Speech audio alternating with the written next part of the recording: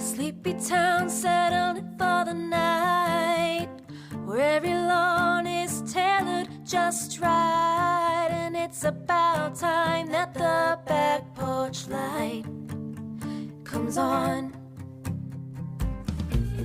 At that house down the street,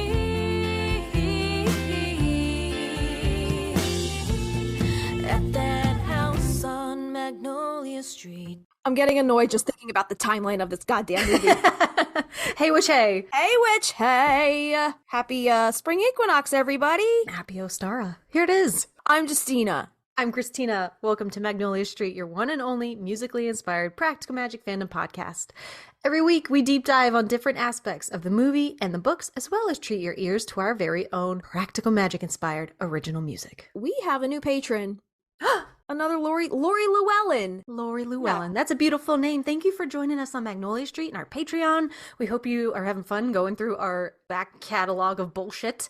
Thank you for being here. We hope that you have been able to make your way over to our Facebook and Discord, and we can't wait to get to know you. So if you haven't gotten checked out those links, go over there so we can say hi. And we have our other Lori that just hit us up about the potato whole spiel. Remember what were we talking about? Lori has us on Marco Polo. She is a Marco Polo tier patron, so she sends us some cool voicemails from time to time, and she sent us this little voice message because we had questions on our pancake episode about where the potato originated from, and we're like, well, they're not native to Ireland, so she actually cleared this up for us. So what did Lori have to say about that? Good morning, witches! Listening to your pancake episode, and you're talking about the potatoes in Ireland. The way the potatoes got to Ireland was the Choctaw people sent them there.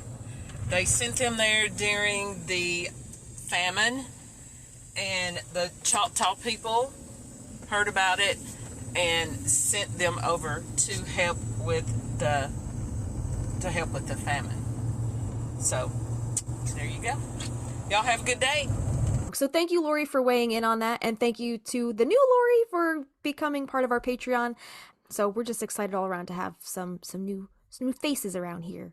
So today we are talking about our, quote, month of the month. Because we're talking about March today because a lot of stuff in the practical magic universe goes down in March, oddly. That's right. In the books, Alice Hoffman deems March 21st the most unlucky day of the year. There are many notable events in the book series surrounding March 20th and the 21st, some delightful and some not so lucky occurrences. Yeah, and we're going to get into all of that piping hot tea in a minute, but we can't acknowledge March without first acknowledging the Spring Equinox. So we just wanted to wish all of our listeners and fellow practicing witches in our community a very happy Spring Equinox and blessed Ostara. Yeah, this is like my favorite time of the year. Yeah. Favorite. Yeah. Everything's waking up, right?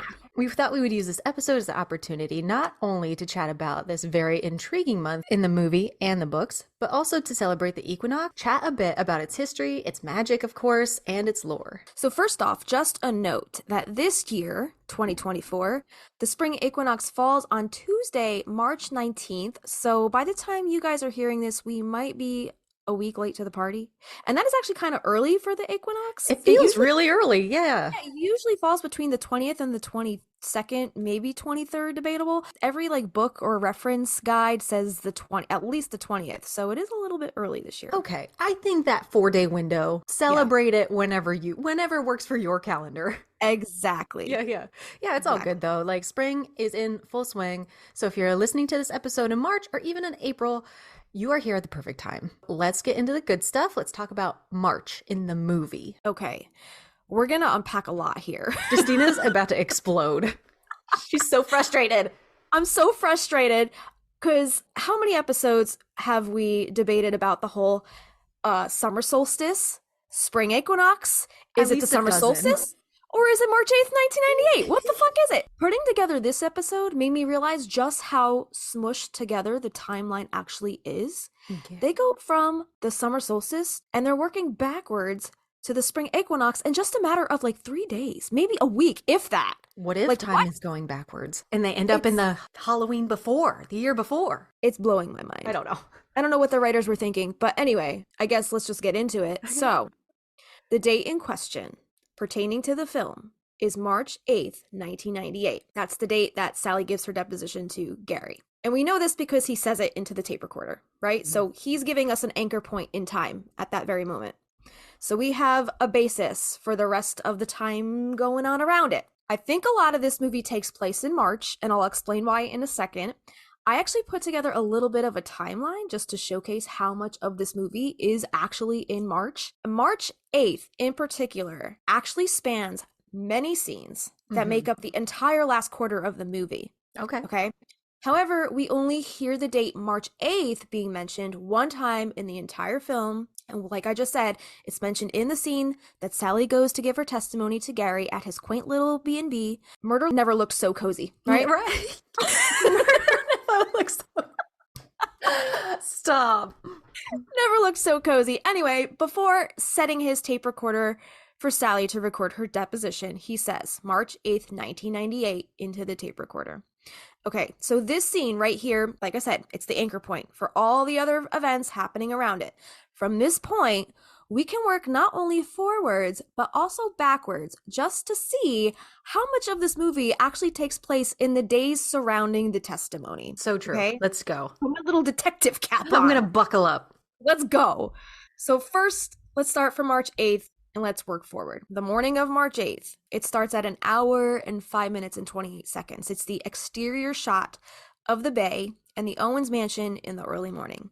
This is the morning that Gary comes to the Owens residence for pancakes. So we see the back and forth between the pantry where Kylie and Jillian are cooking up the syrup recipe. Gary comes over, flips some pancakes, questions Sally a little bit. She keeps answering his questions in jest, and her admission of guilt is just about as in his face as the murder weapon he's flipping those goddamn pancakes with. Open your eyes, Gary. Gary, everything is so over his fucking head. Yeah. It's just infuriating. How stupid can See, he's blind to all of this because he is, quote, simping for Sally so hard. Right? New t-shirt available in our merch store. Go pick it out.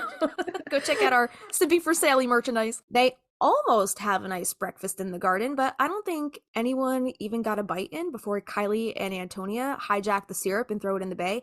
Long story short, the toad burps up Jimmy's ring, right? And Gary tells him to get a lawyer. Don't even think about leaving town. And by the way, what was in that syrup? So Gary leaves PO'd, and then the scene cuts to them chucking all those beautiful saguaro cactus-shaped pancakes into the trash. The scene jump is around 1 hour and 14 minutes and 2 seconds. This is in the kitchen. Gary's gone. It's just Sally and Jillian arguing in the kitchen. Sally wants to tell Gary the truth, so she grabs her keys. Again, we don't know why, because she fucking speed walks to town and doesn't even have her keys in her hand when she gets there. Again, this long con of making everybody think she can drive. I don't think either one of them are driving back and forth from town in the mansion. No. Not even when Gary goes 3-mile loop. Yeah. So 1 hour and 15 minutes and 51 seconds, we see her running through the Owens garden toward the road, heading to town. So the scene jumps again at 1 hour and 15 minutes and 58 seconds, and she follows Gary to the center of town. We see her running after Gary. And we see Gary walking down the street in the center of town, so he couldn't have left the Owens house too long ago, because he's not even back at his Airbnb yet. How did she catch up to him so fast? Did he walk too? He had to have. So do we think he walked like Sally did, or do we think he drove? Because if he drove, why the hell did it take him so long to get back to his B&B? Why wouldn't he drive? He drove the first time. If he did walk, that's a long fucking walk. If the Owen sisters had time to have a whole ass argument in the kitchen, and then Sally had to haul ass to town to catch up with him, I don't know. Something's not adding up there. Okay. Right? As they walk into his room at about 1 hour and 16 minutes and 38 seconds, in the background, we see a clean white shirt sitting over the chair. Now, keep the shirt in mind. It's going to be important later. So she gives her half-assed testimony. He says he'll do anything to protect her.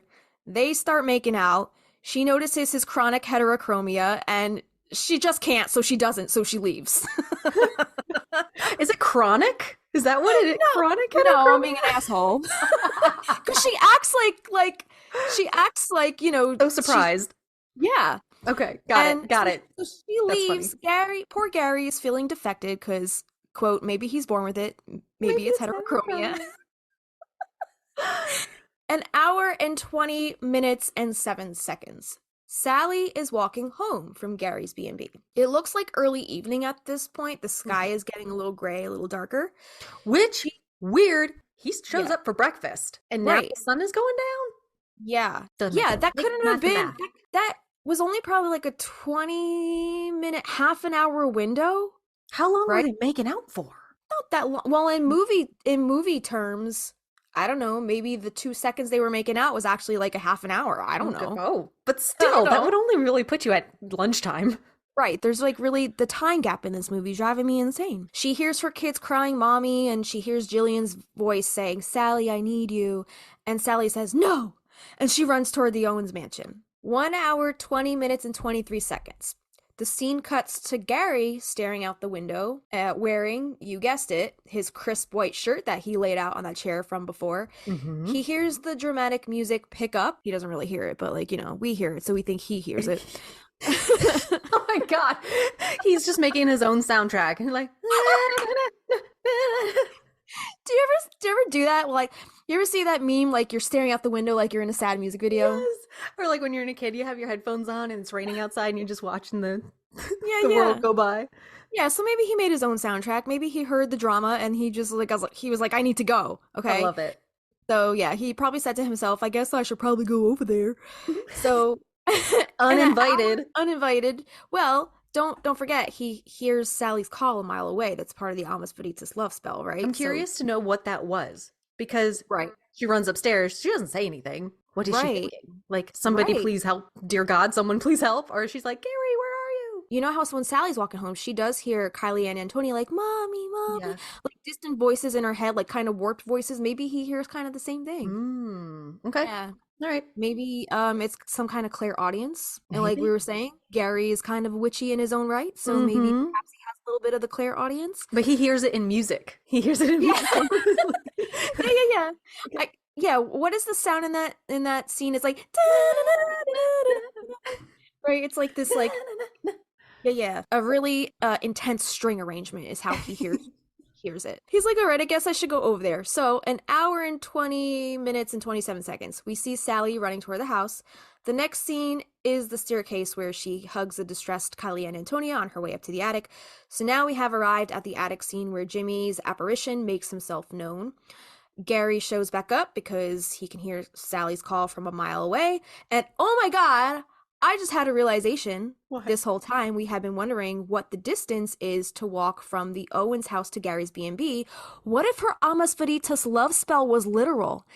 She says, he will hear my call a mile away. Oh. So what if the answer to our speculation, the B&B has got to be a mile away? That's its limit? Oh my God. Well, what if it's like, that's like the literal spell? Like, you know how she was being literal with all the accusations giving her in the greenhouse, and she was kind of like saying it in jest, but everything she was saying was literal. So I'm thinking maybe it is an exact mile away, because that's what her Almas Veritas. She didn't say he'll hear my call, 5 miles away. No, she said a mile away. So I'm thinking maybe it's quite literal here. Okay. So I Googled it. It takes the average person about 15 to 22 minutes to walk 1 mile. That is definitely doable. But they're booking it, though. Yeah. So that makes sense. Like, Gary could have walked about a mile from the time he left the house. The sisters had the argument. And then maybe he was walking, taking his sweet-ass time, but then Sally booked it. That's why she made it there a lot faster. He's kicking stones. He's so up in his head, like just picking flowers and being real sad about things. He's lollygagging, for sure. Yeah, he's simping. He's, he's so freaking depressed. Yeah. And then on the way back, Sally is taking her sweet time till about that hill. She's walking, and then she starts sprinting. He probably started sprinting immediately. That's how he caught up to her so quickly. Yes. Yeah. So yeah, he probably hauled ass back over to the Owens house when, quote, hearing Sally's distress call a mile away. So he shows up to the attic, has his standoff with Jimmy. Jimmy disintegrates into dust when Gary puts up his magical star badge talisman. An hour, 23 minutes, 11 seconds. The scene cuts to Gary outside of the house, staring up at a waxing crescent moon, which can't be possible, and I'll explain why when we move backward in time once we conclude the end of March 8th, 1998. After the exorcism scene, he's sitting outside under the rose arbor. Sally comes outside, and it's pretty much dusk at this point. So she admits that she sent for him with her love spell. He admits, I wish for you too. And Gary leaves again, on foot. Again. He didn't have his car. He left on foot. That's true. Okay. Yeah, so he definitely booked it there from the B&B. So Sally ugly cries, end scene. An hour, 26 minutes, 35 seconds. Sally re-enters the house, and Jillian approaches her, gives her a hug, and then creepy face lick with the yee-haw. Right? And we just know that those pancakes didn't agree with her. So Sally does what any sibling would do to settle her food poisoning and uppercuts her Mortal Kombat style into the yarn shelf. The aunts arrive, quote, in the nick of time, admit their instincts are a little rusty, and we all know Franny is thinking, we came home way too soon, we should have stayed at the Holiday Inn down the street for a few more days. Fuck this noise, yeah. Fuck this shit, yeah. They prompt Sally to activate the phone tree. There's a whole cleaning montage. The entire PTA shows up to exorcise the demon, and they banish Jimmy's ashes back to the grave with the lime and lye fog juice. Okay? Done deal. That finally ends March 8th, 1998. Because in the next scene, some time obviously passes because Gary sends them a letter which absolves them of their crime. The letter comes from Arizona, so this could not have been the day after. He had to have been back in Arizona for quite a bit of time to have, quote, submitted evidence and wrapped up the investigation, mail the letter, give it time to get all the way across the country, so we know this isn't the day after. Yeah, it doesn't look like a spring day. Or maybe the end of summer going into... But yeah, fall? Exactly. Well, they're just bundled up. She's got a cardigan on, and Jillian's got a long sleeve dress on. I think she's shoeless, though, so who knows? It could be late summer. And also, I didn't look to see, but let me see really quick. Sure. I'm wondering, when she's burning all those brambles at the end of the film, the vines, are those dead? Or are those still like full in bloom? I think they're dead. Either, I don't know if it's from the weather changing or if it's from the lime and lye being poured on top. Right. And because it's like a set stage, they're not going to change the color of the trees. Yeah. You know? All right. So I'm looking right now. It looks like there is still some foliage on these roses. The garden is full of bloom. So we know, though, that they bloom twice, right? They'll do an end of the summer bloom again before the fall. But even all the foliage in the actual garden is in full bloom. All the trees around it is in full bloom. So this is probably still like maybe late spring, early summer at this point. Okay. So he just stays away all summer? I don't know. That's like the time between them banishing Jimmy and Sally cleaning up the bramble scene. That time gap is fuzzy. There's no clear way to figure out when that was, but we do know it's not the day after. Some time definitely passes there. So working backwards now, let's talk about the day before, March 7th. So this day starts the morning after the midnight margarita scene. Jillian and Sally are hungover. Kylie sees Jimmy under the roses. Jillian goes outside to rip out the roses. Sally tells Jillian to go inside. Gary shows up in his brown blazer with his blue denim shirt underneath. This is important because the Owen sisters' outfits change a few times, but Gary's outfit stays the same throughout many of the following scenes, indicating that this is in fact all the same day, even through some of the montage elements with the townsfolk when he's like questioning everybody. So Gary questions the girls in the Owens kitchen. He gathers the belladonna evidence, has the car towed, and then he heads into town to interview the townsfolk in that montage. The montage ends with him interviewing Carla in the Verbena apothecary shop when Sally walks into work. And by the way, he is still wearing the same exact outfit that he had on when he walked into the garden as Sally was chopping down the roses early that morning. So it is apparent this is still the same day. Gary leaves and Sally follows him out of the store after he buys that I never spent so much on shampoo before in my life. Sure. She follows him out of the store. She sasses him with, if you want to know something, ask me. He insists there that he did, and there appears to be something missing from her story. He tells her that he wants to ask her more questions and say, can I come by tomorrow around 10 o'clock? She's like, all right, fine. So he says, it's a date. So pretty much right there, we know that all of the events that I just told you happened the day before March 8th, 1998. So these are 2 consecutive days. Let's talk about March 6th. So knowing that the morning of March 7th started with Jillian and Sally being hung over and Kylie and Antonia relaying the message that the aunts left them, quote, clean up your own mess. We know that the night before had to be our famous Midnight Margarita scene.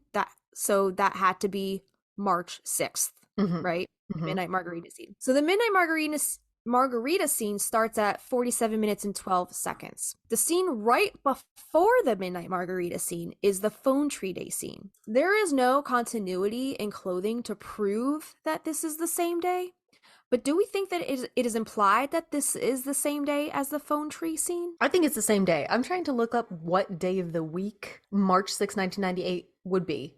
It's a Friday. Okay. Friday. Ask me your question again. Yeah, so do we think it is implied that this is the same day as the phone tree day? Yes. The Midnight Margaritas, yes. Yeah. There's no clothing indication, like continuity, like are they wearing the same thing that they were wearing earlier? Like there's no indication. So that's also a little debatable or up in the air. But if it is the same day, and we work backwards, then March 6th would also be the afternoon where Jillian is at the Verbena apothecary shop, quote, testing the merchandise, and Sally gets annoyed at her and leaves to go to the phone tree meeting. Now, the scene before that is the scene where the aunts and the little girls come back from the summer solstice and Jillian is there for the first time. Ugh. I don't think this is the same day that Sally goes to work and Jillian is testing the merchandise because Jillian doesn't have her bruise after the morning scene when Jet tells her, let's fix that up with some mugwort. Could she be wearing makeup to cover the bruise going forward? Probably, but since Jet said she was going to fix the bruise with mugwort, I think we are supposed to assume that the bruise was fixed with, quote, practical magic. That's my thought process anyway. Even if it was the summer solstice, what are these kids doing out of school? Like, they came back, they're bouncing around the house. Like, Sally's in her jammies, basically. Why is she not going to work if she's a single mom running her own business? You'd think she'd be there all the time because she's got 2 other employees she's got to pay. Yeah, I think it had to have been a long weekend because the timeline kind of made sense that way. But if March 6th is the Friday, does that work out? Does that put them on, like, coming home on a Monday? I think we put them coming home on a Sunday when we talked about it in that episode. Okay, so between Phone Tree and them coming home, they had Monday through Thursday. They had 4 days of just settling in. I was always under the impression that they left for the solstice on a Friday. I was convinced that was a Friday because the girls earlier that night, she's like, okay, go do your homework, go check the windows. And then the aunts took the girls to the solstice. They leave Friday, come home Sunday. They meet Jillian. Monday, Tuesday, Wednesday, Thursday, they're doing their own thing. Friday is the 6th. So Friday is Phone Tree Day and Midnight Margaritas. Probably. Okay. Probably. Yeah, because there is some time that's a little fuzzy between when the aunts come home and see Jillian and the morning where Sally goes to work and that later that afternoon is Phone Tree. There's some fuzzy time in between there because Jillian's bruise is gone between those scenes. I agree. So there could be some time for it to have healed before the next scene took place. Going backwards from the scene where the aunts and the girls get home from the summer solstice, the night before they get home is the night that Jimmy's murder takes place. So here is where I have to just point out the wonky timeline on behalf of the writers. Because they went from the summer solstice, the night of the murder, to just a few days, if maybe a week later, if that, which was March 6th, aka Midnight Margarita scene to the end of the film, which ends on March 8th.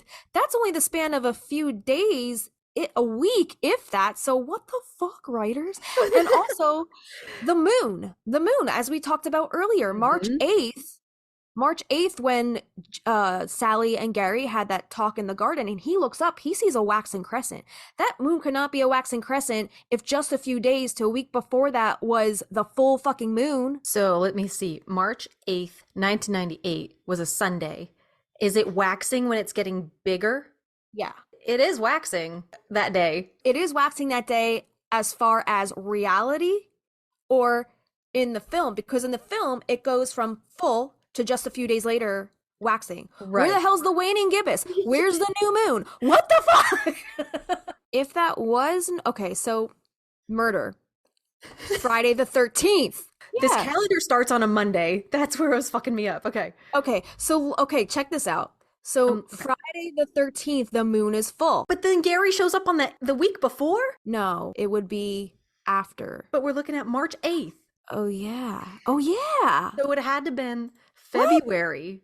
February. That's right. Full Okay. moon in February would have been the 11th. The timeline doesn't work. The timeline doesn't work. It's driving me bananas. It is. That's wild. 1998 had 2 Friday the 13th back to back. Nuts. Wow. If that is accurate, if this calendar is accurate. Northern Hemisphere, yeah. My brain's not computing. I know. Anyway, I just thought I would throw that out there that most of this movie actually happens in March. I like that. Thank you for taking me on that very frustrating timeline.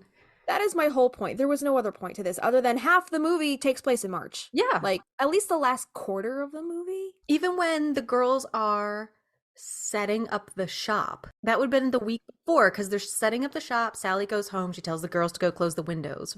And then she gets the call from Jillian, because she's writing her letter, and she gets the call, and she goes to get Jillian, and that night they bring him back and they kill him.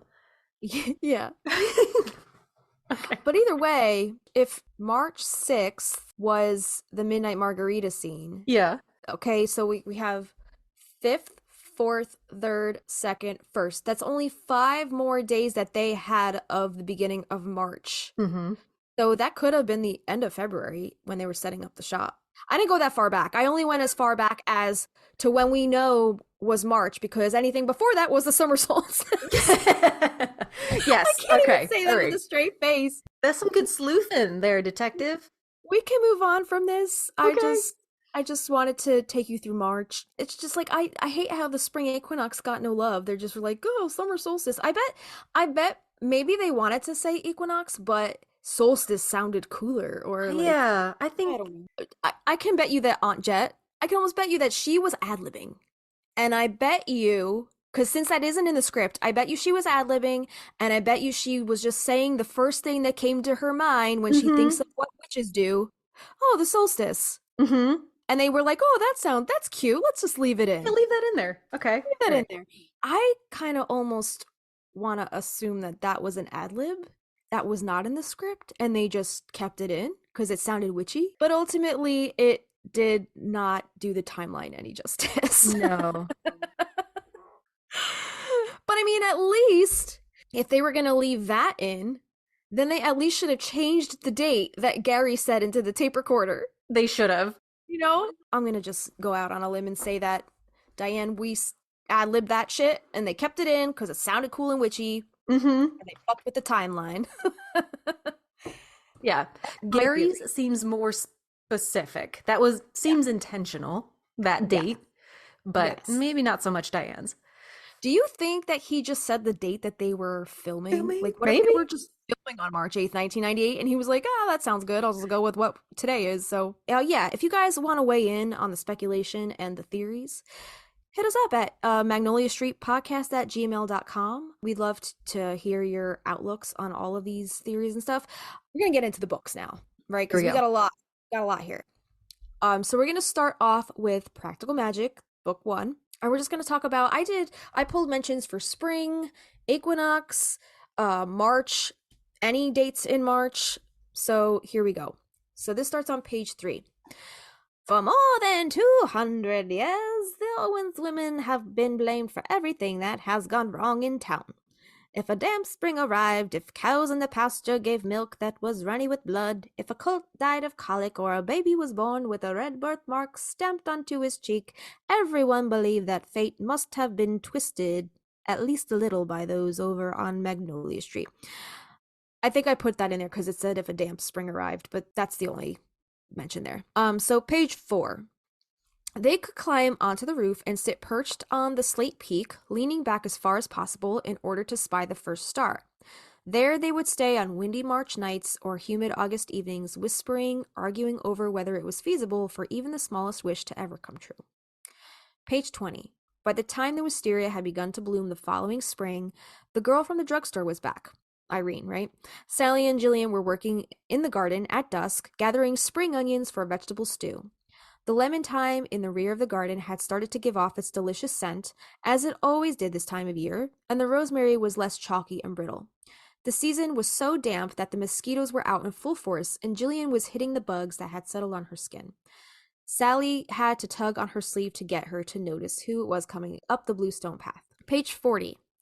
On a spring evening that was particularly pleasant and mild, Michael stepped off the curb on his way home from the hardware store and was killed by a car full of teenagers who, in celebration of their courage and youth, had had too much to drink. So, question, okay? Because in the books, we know that March 20th is deemed the most unlucky day of the year, right? 21st. It was 21st. Do we think that Michael died on March 21st? Very well could have. Could have. I'm thinking that maybe so. If I it would says, just I'm going to put this out there. Alice, if you're listening, we want to collab on a timeline with you. We are more than happy to do this pro bono because we want to get this shit straight. It's driving us nuts. Yeah. Honestly, Alice might not even know because, as we know, Alice didn't use an outline for her following books, right? So who knows how much of it actually matches up with the rest of the whole saga? Because we know that the way that Michael died from book to book is also different, right? One book he gets hit by the car, one book he gets struck by lightning. Right. So we know things don't match up there. But going from what this is saying, it says a spring evening. Yeah, could have been unluckiest day. 21st. Yeah, the unluckiest day of the year. So page 44. And when a year had passed to the very day since the moment when Michael had stepped off the curb, Sally saw green leaves outside her window. It was a delicate vine that had always wound its way up to the drain pipe, but on this day, Sally noticed how tender each leaf was, how absolutely new, so that the green was nearly yellow, and the yellow rich as butter. Sally spent a good portion of her days in bed, and it was already afternoon. She saw the gold light filtering through the curtains, and the way it spread out in bars across her wall. Quickly, she got out of bed and brushed her long black hair. She put on a dress she hadn't worn since the previous spring, took her coat from the hook by the back door, and went out for a walk. Again, it was spring, and the sky was so blue it could take your breath away. It was blue, and she could see the color of his eyes, the color of veins beneath the skin, and of hope, and of shirts pinned to the laundry line. Sally could make out nearly every shade and hue that had been missing all year, although she could still not see orange, which was too close to the color of the faded stop sign the teenagers never saw on the day Michael was killed, and she would never again. But orange was never a great favorite of Sally's, a small loss considering all the others. Okay, another... You're going to say what I'm going to say. In the last book, it was red, It's right? red. Yeah, it's motherfucking red. Red. It's motherfucking red. Yeah. So another inconsistency. Okay. Yeah. Okay. All right. So page 48. It was one of those odd and surprising spring days that suddenly turned nearly as hot as summer. Sally and her children had been eating sticky slices of tangerine and drinking the Cokes they'd bought at the snack bar, but now that the waves had grown wilder, their stomachs were lurching. You want to take us through rules of magic? Page 56 in Rules of Magic says, the best soap is made in March in the dark of the moon, but since you're here now, this is Isabel talking, we'll do it now. Soap must be made by someone in the family. That's why I called you. If you weren't the right person, you would have gone on sleeping, but you woke, so the job is yours. Isabel had interrupted a curious dream Franny had been having about a black bird eating from the palm of her hand as she sat on a bench in Central Park. The crow had told her his name, but now that she had awake, she had forgotten what it was. She'd read that Maria Owens was thought to have the ability to turn herself into a crow in order to accomplish her witchery.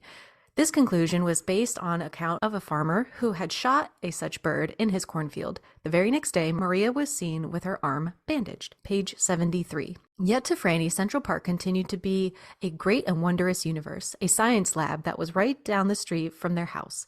There was a secret place near Azalea Pond, where so many caterpillars wound cocoons in the spring that the entire locust grove came alive in a single night with clouds of newly hatched morning cloak butterflies. Page 104. One spring day, they knew something out of the ordinary had transpired because their mother had ordered a huge cake, which was set on the dining room table. She had lit 100 candles, which shivered with yellow light, even though it was no one's birthday. And this was in reference to Franny getting the acceptance letter to Radcliffe. Page 107, the rain was stopping. The air was green. Spring was thick with lilacs and possibility.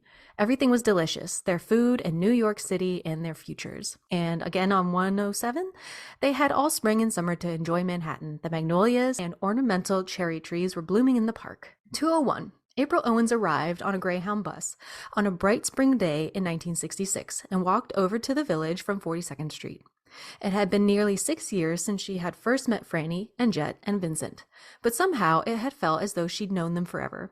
So it made perfect sense to show up in New York without bothering to write or call. I had a little note here. So yeah, this is in reference to April coming to town with Regina to tell the Owen siblings that her parents want to take Regina, so she's moving to California.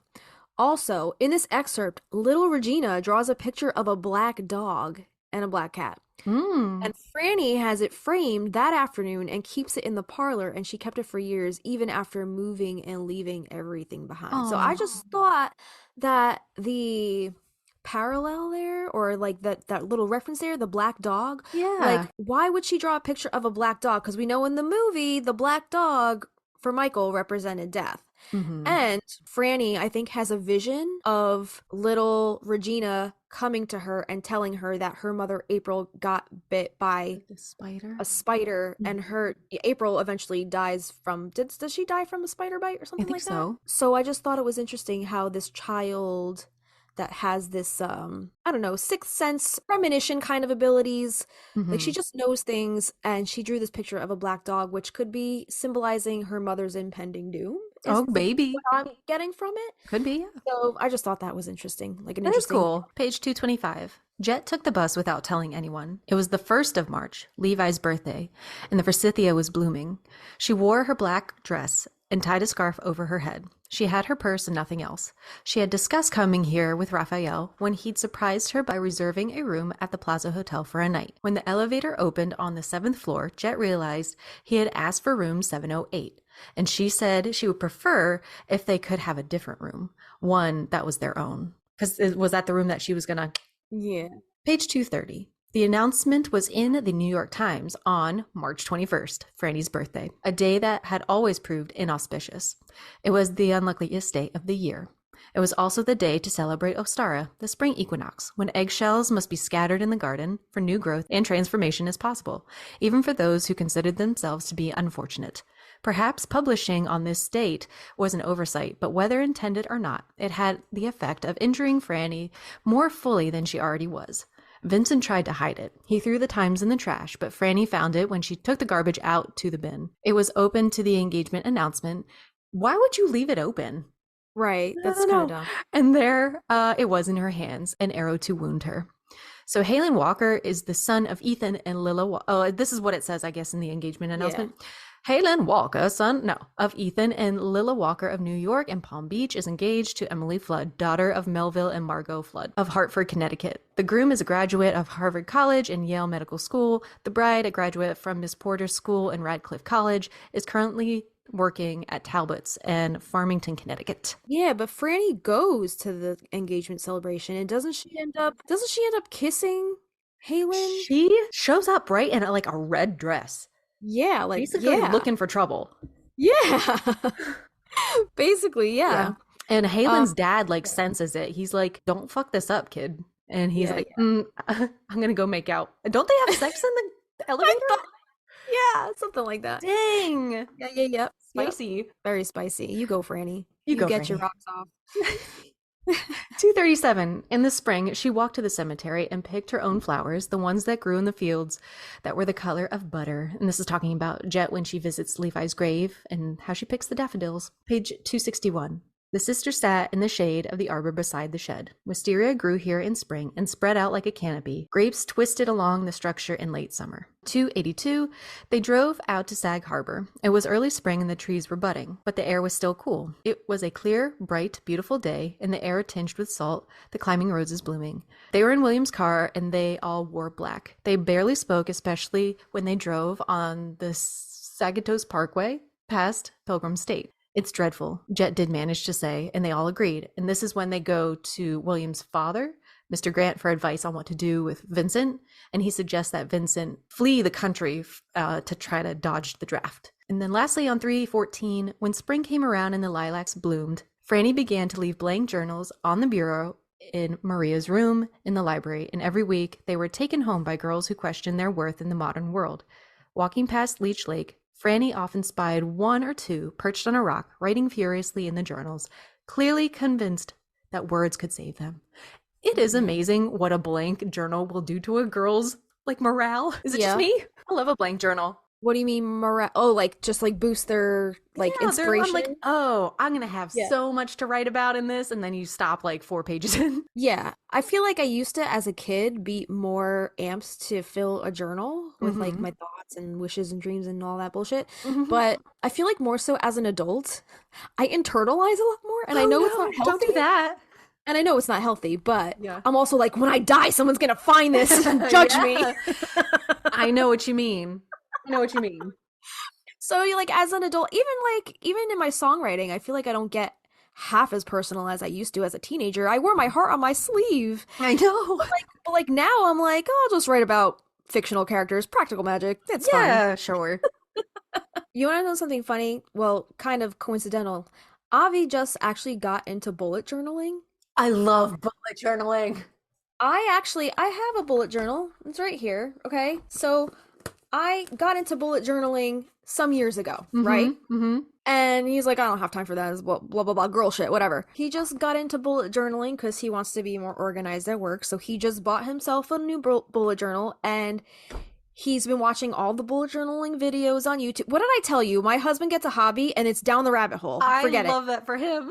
And then he brings it up to me like he's the one that fucking discovered it. Okay. All right, Okay. Avi. But I'll give him this, okay? I didn't go too far down the rabbit hole. I kind of watched a couple of videos and was like inspired by like what I saw other people doing. Mostly girls who made them very pretty and frilly and like not as functional but more artistic. Yeah. Is what I was. But Avi's all about the function, so he's looking at the functional perspective. So he's teaching me how to use an index, how to like organize it so you can find things easily in your bullet journal. Mine's just a fucking free for all, like Sagittarius brain in here. That's awesome. So he's reteaching me how to structure a bullet journal, and he actually just bought me a fresh one so I can like, Ooh, I guess, do it with him. that's a good gift. This one's a hot fucking mess. I loved bullet journaling. I had like Yeah. the colored pens and the different highlighters and the stickers and stuff like that. And I think I did like 2 full ones. And then I was Yeah. like, I have an iPad that has Yeah, a journal and I can get all the pictures. I can move shit around. I can organize the pages. So I did that for a Yeah. couple years. And I'm like, I like looking back at it because of all the like pretty colors. And, Yeah. it's fun. I really It liked is it. fun. It is fun. So now maybe I'll actually use it the correct way. I mean, there's no wrong way to use a journal. Use that how you want to use it. But I mean, the bullet journal does come with a system. Yeah. So he's now teaching me how to structure it. That's so adorable. I can find shit in my journal. Okay. Cute. Anyway, I love a journal. That's all I was getting at. All right, magic lessons. Take me there. magic lessons. Okay, so this is Maria's story. This is back in the 1600s. So page 4, starting off in 1664. So Hannah carried the cat with her into the woods and buried it in the green hollow where she had camped before her cottage was built, a glade she called Devotion Field, where bluebells grew in the spring and celandine shone through the last of the winter frost in a carpet of white and yellow stars. Page 6. This was the year when 2 comets streaked across the sky for mysterious causes, and a volcano that had begun to erupt at Mount Etna in Italy would soon spread ash as far as their own village, so that it seemed to snow in March.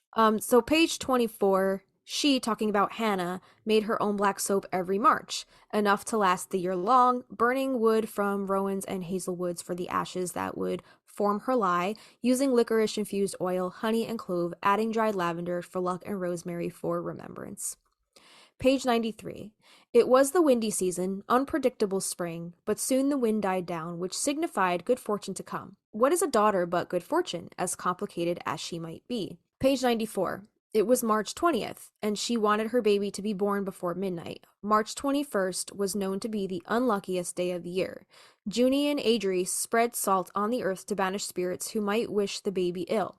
By then, Maria was cursing the world that had made her a woman.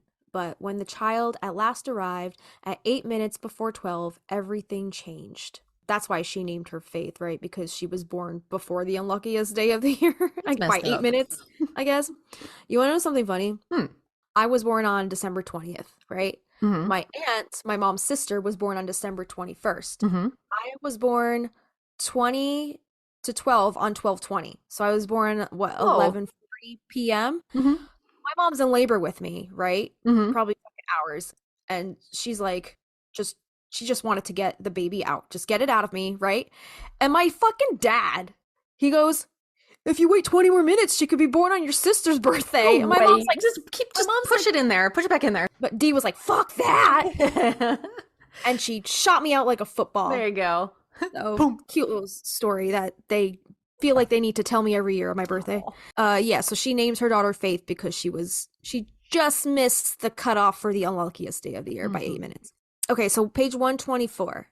By then it was early spring, and Faith had passed her first birthday. The ice was melting in the streets, and as always at this time of year, the harbor was filled with ships. A customer returning from London mentioned he was on his way home to Essex County. Page 126. Spring was madness in New England. All the world came to life at once. Pine, oak, chestnut, plum tree, elm, walnut, ash, witch hazel, and wild cherry all grew here. There were mallows and white hellebore in great profusion in the marshes, used as a curative for wounds and aches, and clusters of loosestrife with vivid purple flowers. In the shadows there was nightshade, black henbane, wormwood, and bloodwort. Wormwood. Wormwood. Where's the mugwort's voice? Page 145. When March came around, Maria celebrated Faith's second birthday, alone with the baby, fixing a pie from apples she had stored in a barrel, adding the last of the cinnamon she'd brought along in her herb box from Curacao. Page 146. It was spring, with the world suddenly alive and green, magicked back to life. Maria walked quickly, for it was mud season as well, and she didn't wish the muck to stain her red boots. And this is when she goes to see John Hathorne in Salem. Also page 146. Maria was standing beneath the tree when she spied a woman and a young boy on the other side of the fence, there in the warm spring sun. Ruth Gardner Hathorne and her boy, 3-year-old John, were seeing to the garden. Page 147. Ruth had a basket on her arm as she cut the first of the season's parsley and sage. She'd urged her son to keep out the billowing phlox, the first buds to bloom in this season, but he only grinned and let out a joyous whoop before disappearing into the tall white flowers, trampling a few on his way. Page 147. There were petals in her hair so that the black strands were woven through with white, as if winter had already returned after only a few days of joyous, muddy spring. Page 182. The letter was dispatched to the courthouse on a spring day when the pear trees had begun to bloom. Page 198. The day drew near. It was spring and the world was green, but in jail, the earthen floor and walls were cold. Maria heard the beetle calling, the same one Hannah had searched for in her cottage, the warning sign of a death to come. Page 286. She pushed back her veil so she might see what was before her more clearly, and then she felt it. The heartbeat she had once carried, her daughter, born in a circle cast for protection on the luckiest day of the month of March. The time had come. It was happening right now. So what? I guess she deems March 20th the luckiest day because Faith was born that day, because it wasn't March 21st, the unluckiest day? Okay. Page 361. Spring in New York meant horseshit in the streets and sewers running into the footpaths and crowds of newcomers. The city was so alive, Samuel Diaz felt his aloneness all the more than he did at sea. Oh. And just a couple more here. Page 395. On the last snowy day in March, when spring was greening beneath the ice, Maria left Samuel asleep in their bed. She tucked Hannah into her coat and walked over the grass that was brittle with frost.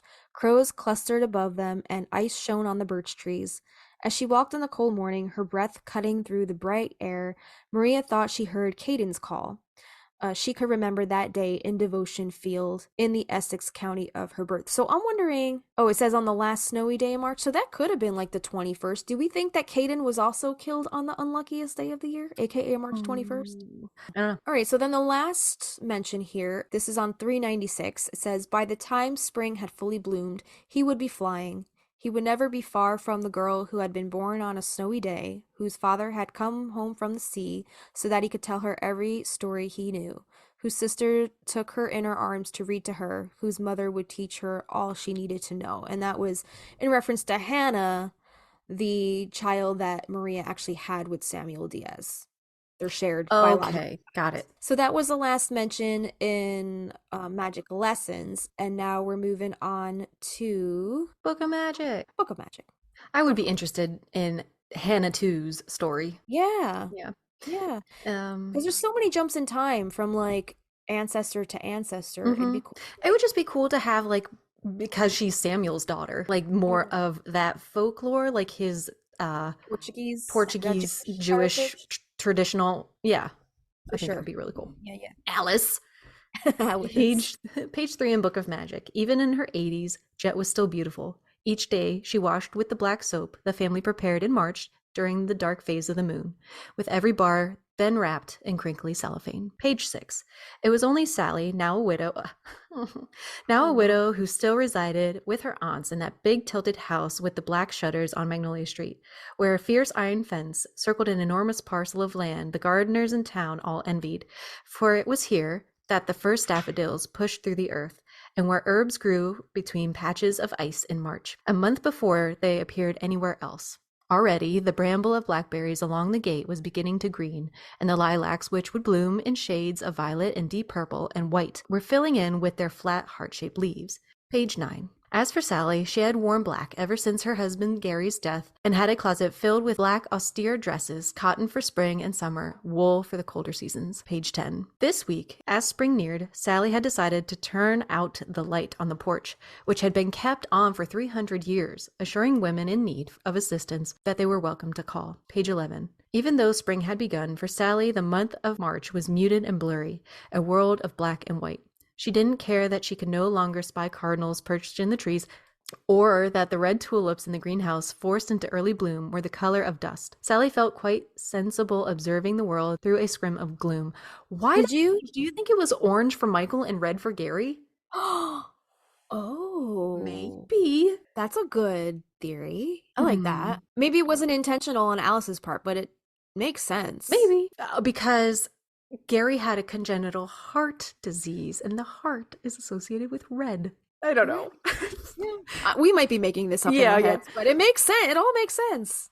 Page 15. Jet patted the dog and didn't argue. She had always loved the month of March, though it was wild and unpredictable, evoking hope as the wintry brown world began to flourish. Jet felt extremely grateful to experience it this one last time.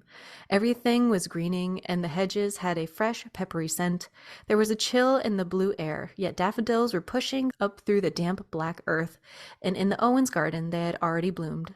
Oh, what a beautiful, unexpected world this was. Page 16. There's a lot from this one, by the way. Yeah. All through the long winter, people waited for a sign of the first surge of spring. The green bark of a lilac, the murmur of a dove in the yard. While there was still a scrim of ice on Leech Lake, people came down with spring fever that made them act as if they were young again. They took risks. They stayed out late. They fell in love unexpectedly. This was the month when teams began to play softball in the high school field, and music flooded out from open windows as children practiced scales at pianos that had been ignored all winter long. There was an extra hour of daylight, so glorious and so needed after the many months of darkness. Jet could hear the hum of the first season's bees as they neared the house on Magnolia Street, with its black shutters and tilted roof slates, and dozens of windows made of old wavering green glass. She came to halt when they turned the corner, well aware that people had long believed that whenever bees swarmed outside a house, a resident was sure to die. Page 53. Jet had passed on March 21st, the date some people believed to be the unluckiest day of the year, Franny's birthday, a day that had always proved inauspicious for her, now more than ever. Still, March had been Jet's favorite month, and another Emily Dickinson poem had been read at the graveside, the verse shared by Antonia and Kylie, who spoke in hushed voices.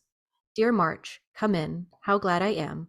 I hoped for you before. Put down your hat. You must have walked. How out of breath you are. Dear March, how are you and the rest? Did you leave nature well? Oh, March, come right upstairs with me. I have so much to tell. Page 56. Right now, Kylie appeared overheated, her face flushed, even though they were standing in the cool spring rain. 58. Kylie and Antonia walked side by side on the way home, wearing black coats, holding up wide black umbrellas to protect against the pale spring rain that was spattering down. The world was dizzy with new leaves and the scent of rain, sweet and fresh and green. 65. The rain had stopped and the air was fresh. As it turned out, this day in March was the most beautiful day of the year. It would be like Jet to choose such a day to be interred, so that her family would be reminded of how glorious the world was. Franny breathed in the soft air. She wanted this moment to last. She was aware that spirits could return in the form of birds to let those they'd left behind know they have not been forgotten, and also to remind those who love them that they must let go. Franny would be so alone, but what choice did she have? The sparrow flew through the open window to perch in one of the old magnolias, and then, before anyone could blink, it was gone, as was Raphael. Page 75. Bells rang, and there was a scent of mint. and green-black fresh aroma that signaled the start of spring in Paris, though the weather could still be blustery. 79. April had arrived, the most beautiful month of the year, but time had stood still for Franny ever since the funeral. It was the spring of sorrow, when the beautiful world had turned dark. There was a scrim of ash over everything, covering the trees. Black leaves fell into the sidewalks all over town. Death was in the air and the birds were hushed. Lilacs refused to bloom. 89. Kylie and Gideon were so young they didn't notice this spring was a season of darkness. All they saw was the world around them, the small triangle of Cambridge that contained their lives and each other. 96. As soon as the rainstorm lifted, Franny went into the garden, cringing to see the damage. There was a spell of protection over their house, and even hurricanes passed by their address, but that wasn't the case in this dark spring. 121. The sky was still overcast, and if you had the sight, it was possible to feel those who had walked through the streets at night, who had lost those they loved during other dark springs. Page 145. Reverend Willard sat in a plastic chair gazing out the window. He loved the spring, though he was convinced that this dark, bloomless season might be his last one. Page 244. The sisters held hands as the van headed toward the Three Hedges Inn.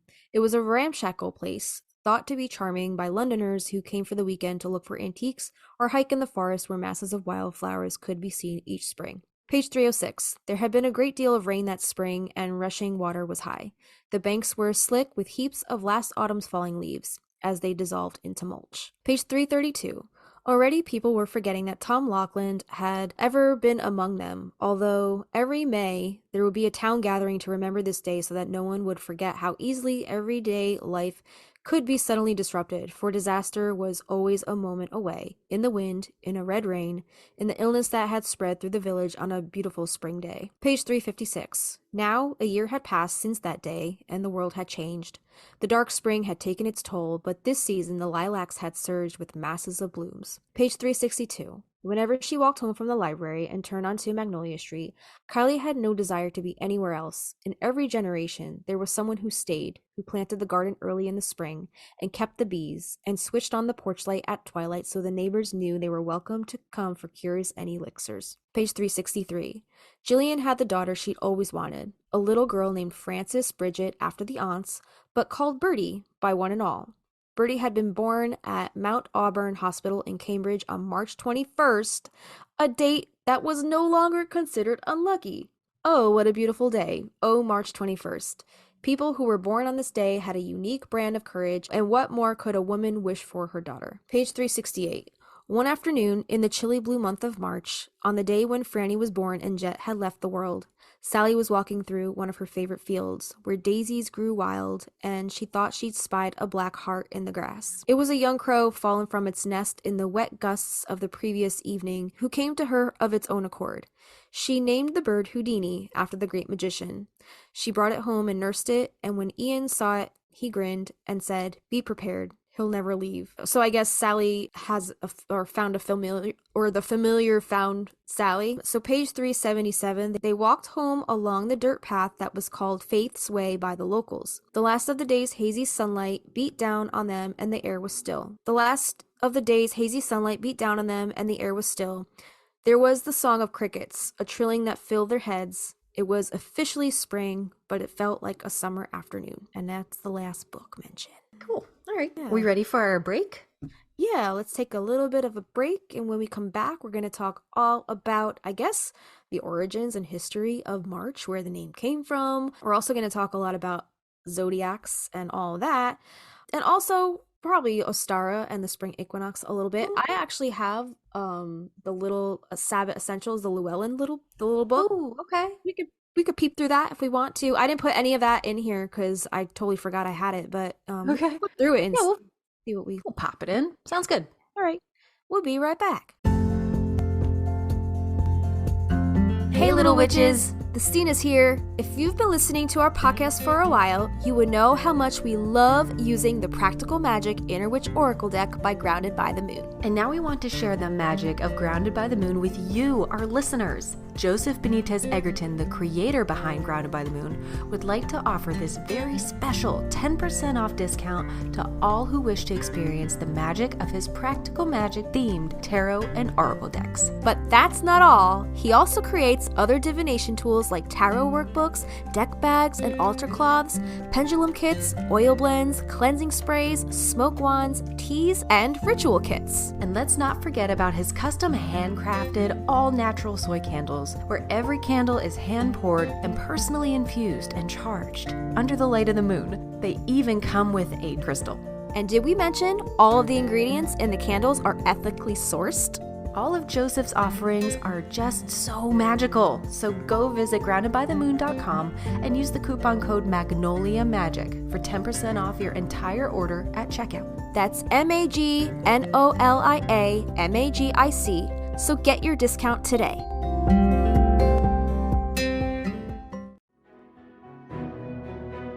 Hey, we're the Stinas, and you're listening to the Magnolia Street Podcast. All right, everybody, welcome back. We are going to read you an excerpt from Grounded by the Moon, his practical magic inner witch tarot deck. We typically read from the Oracle on our show, but he does have a tarot deck, which does include some Sabbath cards for the Wheel of the Year. The excerpt here regarding the Wheel of the Year, he says that using the Wheel of the Year helps us to root ourselves in the cycles and rhythms of the natural world at a distance to welcome and create harmony in our life so that magic can flow more freely. And he's got a card in here for every Sabbath on the Wheel of the Year, but the one that we're talking about today is the Spring Equinox, which is Ostara. The symbols on this card are daffodils, which are Jet's favorite flower, and eggs, of course, because those represent fertility and new beginnings and the start of spring and all that good stuff. So the keywords in magic on this card are calm, fertility, love, perseverance, magic, wishes, balance, renewal, excitement, creation, growth, and rebirth. So Ostara is a time to dye eggs and feast. Also known as the Spring Equinox, it is a time for warmer weather and increased daylight, bringing fertility and the increased sprouting of seeds. And the corresponding tarot cards are the High Priestess, Justice, the Star, and the Empress. And the Empress is all about that, like fertility, that nurturing spirit. Like, you know, you nurture your garden and it grows. I really love that. And yeah, it's also a favorite time of mine. I love when everything just starts coming back and you see those little peepers coming out of the ground and you're like, oh, for sure. You're coming back. Life's I've been doing back. like circles around my yard because we have a lot of new like saplings that we planted, and I'm just like, I go over and I peek at their little new buds. I'm like, are you gonna open yet? Yeah. Because some of the like dogwood trees around here are already blooming. Yeah. And we have 2 dogwoods. I'm like, what's happening? Are you sick? Even our lilac, we have 2 little lilacs. I'm like, what are you doing? Wake up. It's not time yet though. I actually just saw a news article pop up on my Google. I didn't read it, but I just read the headline, and it said, you lived out in California for a while, so you know the jacaranda trees, like the purple trees. I just saw a headline that says early jacaranda blooms raise concern about climate change in Mexico or something like that. So trees are blooming earlier now because of climate change. And that fucking sucks because they bloom and they start getting those little nice little tender buds, but then we get frosts. Yeah. Which nicks any growth, any fruits that are going to come along that year. So it's it kind of sucks. It does fucking suck. I don't know if we wanted to talk about March first, or maybe now since we're on the topic of Ostara, maybe hit on some of this book. I have this really adorable book, Llewellyn Sabbath Essentials. They have a book for every Sabbath. I think I have all of them now at this point, but it's a cute collection. It is a very cute collection. And I actually did a whole video on, I did like a whole flip through of this book on my YouTube channel. If you guys want to go check that out, we'll link it in our show notes. But this is a book on rituals, recipes, and lore for the Spring Equinox. And I think each of these books has a different author. Oh, interesting. If I'm not mistaken. So yeah, this one is written by Carrie Connor, and she is the High Priestess of the Gathering Grove. and has been practicing her craft for 25 years. She is the author of 3 other books of magic, and her writing has appeared in The Blessed Bee, BEE, Sage Woman, Pangaea, and The New Witch. She runs the Pagan Review, a website that provides reviews of pagan products. She also recently started Nurturing Necessities, a nonprofit charitable organization. So I love, like, in the back of all of these books, they just give a little bit of information about the author. If you are in the northern hemisphere where we are residing, the equinox dates, it said they're approximate. The Ostara falls, it says, between March 20th and 21st. And like we said earlier, it's a little earlier this year. Falls on Tuesday, 19th. But if you are in the southern hemisphere, you would be celebrating Mabon. The autumn equinox. The autumn equinox, right. So it's just flipped, right? So anybody in like Australia, what else is in the southern hemisphere? South America, New Zealand. There you go. Yeah. Africa. So, yeah. I never really never noticed that before, like actually getting into the Wheel of the Year. I'm like, oh yeah, the other side of the world is experiencing things completely like a traditional Christmas for people is hot in the southern hemisphere. That's so weird.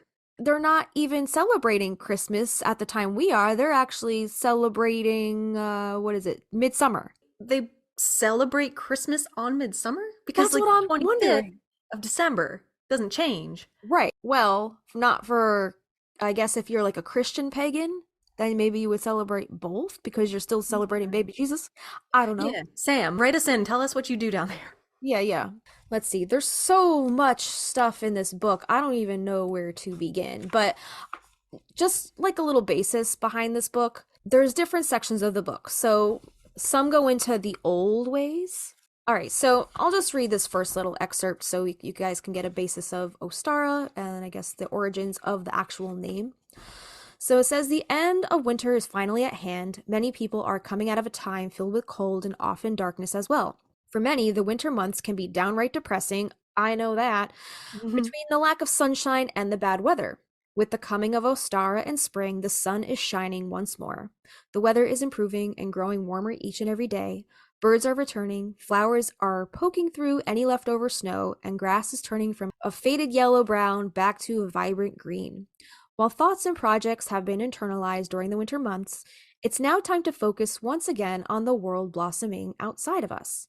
Ostara, which is also known as the vernal equinox, falls generally on March 20th in the northern hemisphere. It says September in the southern hemisphere, so yeah, Mabon, and marks when the sun hits its zenith, the point on the celestial sphere directly over the equator. Each year, the time of the equinox shifts about 6 hours, making it possible for the precise equinox to fall between March 20th and March 21st. Ostara is the official start of spring in the northern hemisphere. Whether you live in an area that is warm year-round or in an area where the ground is still covered in snow when this date rolls along. While there is a rather complicated mathematical formula to figure out when the precise equinox will occur, most people are happy to use an almanac, check a calendar, or look up the day or even the precise moment somewhere online. Though the equinox is said to be equal amounts of day and night, and literally breaks down to mean equal night, Latin aqueous meaning equal and nox meaning night. This isn't exactly true. It all depends on where you live. Those living closer to the equator still see more daylight than darkness, while those further away from the equator will see less daylight, something that is often overlooked when people talk about us having an equal amount of daylight and nighttime. The most important aspect, therefore, of the equinox isn't really the amount of daylight or nighttime, it's that moment when the sun does actually hit its zenith. This is something that happens all over the world at the same time. When the sun hits its zenith, it hits it. There is one precise moment in time on that given day when the sun is perfectly lined up with the equator, whether you are in America or Australia. This moment is when spring hits and when light and day begin their triumph over dark and night. After Yule, because of the tilt of the Earth's axis, the sun's light moves farther north and gives those of us in the northern hemisphere days that are growing in length. At Ostara, the day and night are close to equal, with the sun still growing stronger and the days longer. With more sunlight and the heat given off due to the angle of the sun's rays, the Earth begins waking up. From the plants starting to sprout from the ground to the trees growing buds for leaves and flowers to burst from, the animals that come out of hibernation, and others that begin their mating season. It's the time of rebirth and renewal. The cycle of life is starting now. Ostara isn't just about chicks and bunnies, nor is it even really about the goddess Ostara, who gives her name to this festival. While Ostara is said to be the goddess of spring, fertility, and the dawn, there is truly very little information about her. Research shows the first mention of the goddess Ostara was in 8th century by the Northumbrian monk named Bede in his 725 CE work titled De Temporum Ration, A Reckoning of Time. According to Bede, during Eosturmonop, the equivalent of April, the pagans celebrated Ostara with feasts before the Christian holiday Easter came into existence. The Christian holiday of Easter is named either after Ostara or Eosturmonop, which in turn is thought to be the Proto-Indo-European root for, quote, to shine or the dawn. Ronald Hutton tells us in Stations of the Sun, A History of the Ritual Year in Britain. So there's a whole history here and a whole timeline of the term Ostara, where it come from. But the story of Ostara is a story based on Ukrainian folklore that explains the origin of the sanki, the beautifully decorated eggs. So Eric A. Kimmel retold this tale under the title The Bird's Gift. The version including Ostara was first published by Sarah Ban Brethnick in Mrs. Sharp's Traditions. From there, the story spread partially through the internet until it ended up in a children's magazine called The Cricket under the title The Coming of Ostara. Author Adrian Bott gives us a timeline of the connection of Ostara with hares and shows us how many people believe to be tradition was actually born. So there's a whole timeline of, I guess, the origins of Ostara and how its association with hares came about. Our rabbits episode was 27. That was crazy. A long time ago. That was a long time ago. And I'm pretty sure we touch on Ostara a lot in that one too. Yeah. Which, by the way, we have merch. Go to our Teespring. Lost Souls Club. The triple hair symbol. I love my sweatshirt. Yeah. It's Check cute. out our link tree. Avi has that one too. Mm-hmm. Yeah. So this entire chapter is basically on the origins, the old ways, and there's a lot in here that, like, you know, we could sit here all day reading this, but I'm not gonna do that. I just want to give a little basis behind Ostara, the spring equinox, the origins, I guess the timing of like the sun when it hits its this book gives a whole section on the new ways, like some newer traditions that modern pagans tend to follow. There's also a section on spells and divination, and I'll just like read like a couple of the titles of these, so if you guys find any of these interesting or you feel like you need assistance in any of these areas, definitely pick up this book and check out some of these spells. So they have a spell to assist in difficult changes, a spell to restore balance into your life, a spring is in the air, love attraction spell, a egg blessing, an egg cleansing and divination. We have a divination by oomancy, which is the practice and the art of divining with eggs, and that comes from the Greek word un for egg and mantia for divination. So I guess that how you do that, you would separate the whites from the yolk and then quickly pour the white into very hot water and interpret the shapes that form. Oh, cool. So kind of like reading tea leaves, I guess, but with egg yolks. Yeah. And then the divination by floromancy, so divining with flowers, and daphnomancy, which daphnomancy combines pyromancy with bay laurel leaves to predict the future. So that's really interesting. That doesn't sound like it would be that. Daphnomancy sounds like daffodil-mancy. Oh, well, yeah, well, hence, and like, I guess another type of floromancy. Right. I've never heard of daphnomancy, but that sounds intriguing. But again, if you're gonna fuck with bay leaves, do it outside. Don't burn your house down, because they are flammable as fuck. They have a spring tarot spread for coming changes, and that's about it for the spells and divination in this books. But they also have a cute section for magic recipes and crafts. I love a line drawing like that. That book is so well put together. The illustrations are adorable. So some of the recipes and crafts in this book are steamed asparagus with lemon, sounds delicious. Stuffed eggs with stone ground mustard. Ooh, like a deviled egg. I love a deviled egg. Me too. I will fuck with deviled eggs every day of the year. I'm not waiting. My brain immediately went to let's have deviled eggs in Boston and just not carpet bomb. Just blowing up Mike's studio. Yeah. I'm sure he would appreciate that. Yeah. Crop dust. That's Crop the word dust. I was looking for. They're So good though. we have a Grecian goddess quiche, which sounds lovely. I also love me some quiche. Mint lamb chops, hot cross buns, honey cake, ham and parsley sauce, cheesy dill mashed potatoes, a grasshopper, which is a alcoholic beverage. That sounds really lovely. It does sound good. A kid's spring green punch, which is just guava or banana nectar, 7-Up, and some green sherbet. Oh, wow, that sounds really good. Yeah. Raw asparagus and avocado soup.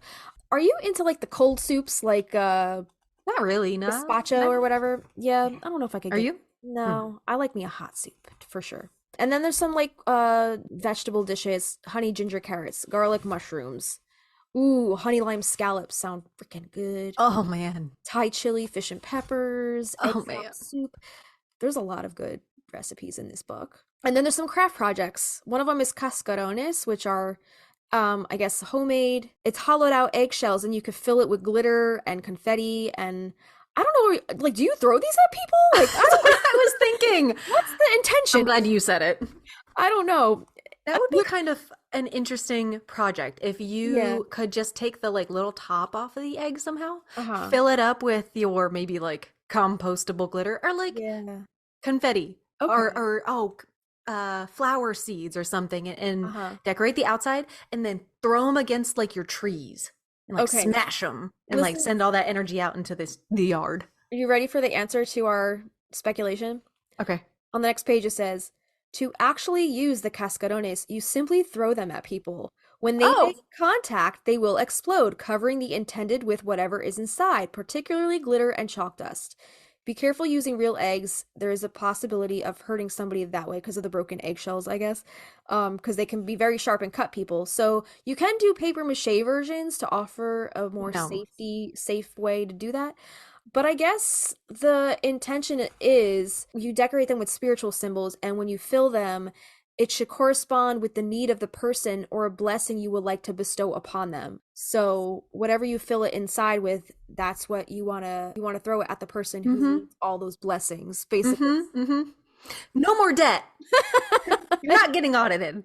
Listen, if somebody wants to clear my debt by throwing cascarones at me, I will throw them at me all fucking day, please. Sure. Another cute craft project are these eggshell plant pots. Have you ever seen those? Like they like craft and then like you fill some with dirt, and then they're just cute to put on your altar. You could put little seeds in them, and then when you transplant it right outside, it's perfect calcium for your plants. That's true.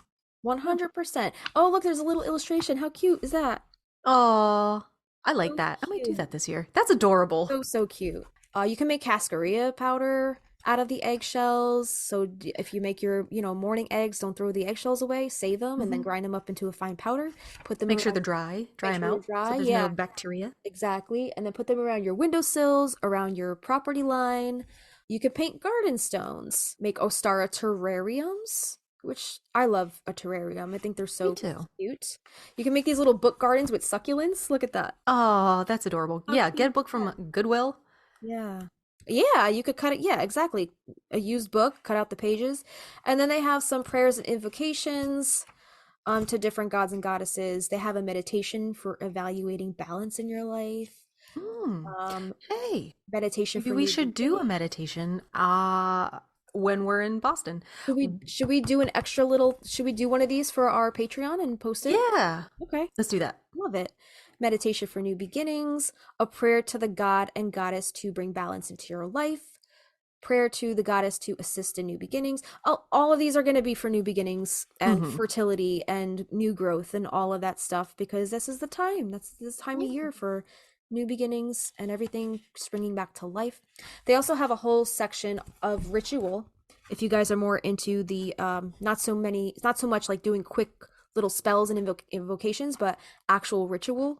That was my very first like coming out of the broom closet in Ostara endeavor was Ostara. Yeah, one of the early YouTube videos that I did was like my very first Ostara. I don't remember what I did. I know I did a card pull. Yeah. Other than that, I have no idea. But it was a beautiful California spring day, and I laid out on a blanket and I did my tarot pull, and I felt so freaking awkward talking to a camera. But it was a great like solo first step, new beginning, and then that following Sabbath was Beltane, and that's when I first went to the Goddess Studio, met all the ladies there, and then eventually became a priestess through them, and it just kickstarted so many new things. So Ostara holds a special place for you. Totally. Yeah. Mine was Litha. I want to say mine was the summer solstice. That was the first Sabbath that I've always loved Halloween. I've always been into the Samhain and stuff like that. But the first, I guess, study that I actually did toward any Sabbath was Litha, because that was the really first book that I got of these little Sabbath essentials. So that's really interesting because you're so close to the winter solstice. My birthday. That you would gravitate, your first little endeavor would be the summer solstice. That's cool. I don't know why that is, but like, yeah, I was born in the winter, but I am by no means a winter person. I fucking hate it. Fuck that I shit. am so charged by the sun, and I guess it's because I'm a sun sign. I have a lot of fire in me, and like, I want to get shit done. And at the solstice, I feel so supercharged and inspired. And I know it's like the height, that peak, the sun is at its height and peak, and I just want to use that energy to my fullest advantage. So you're a little energizer. Yeah, I'm energized up all that energy. I keep going. And remember that? Keep going and going and going.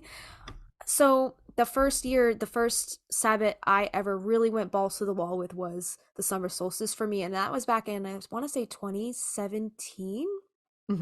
I did a whole YouTube video on it, and like I reviewed the whole. Let's share it'll be on Patreon. Well, if you know where to find our YouTubes, you can find it over there. Well, know we're gonna do a summer solstice episode too.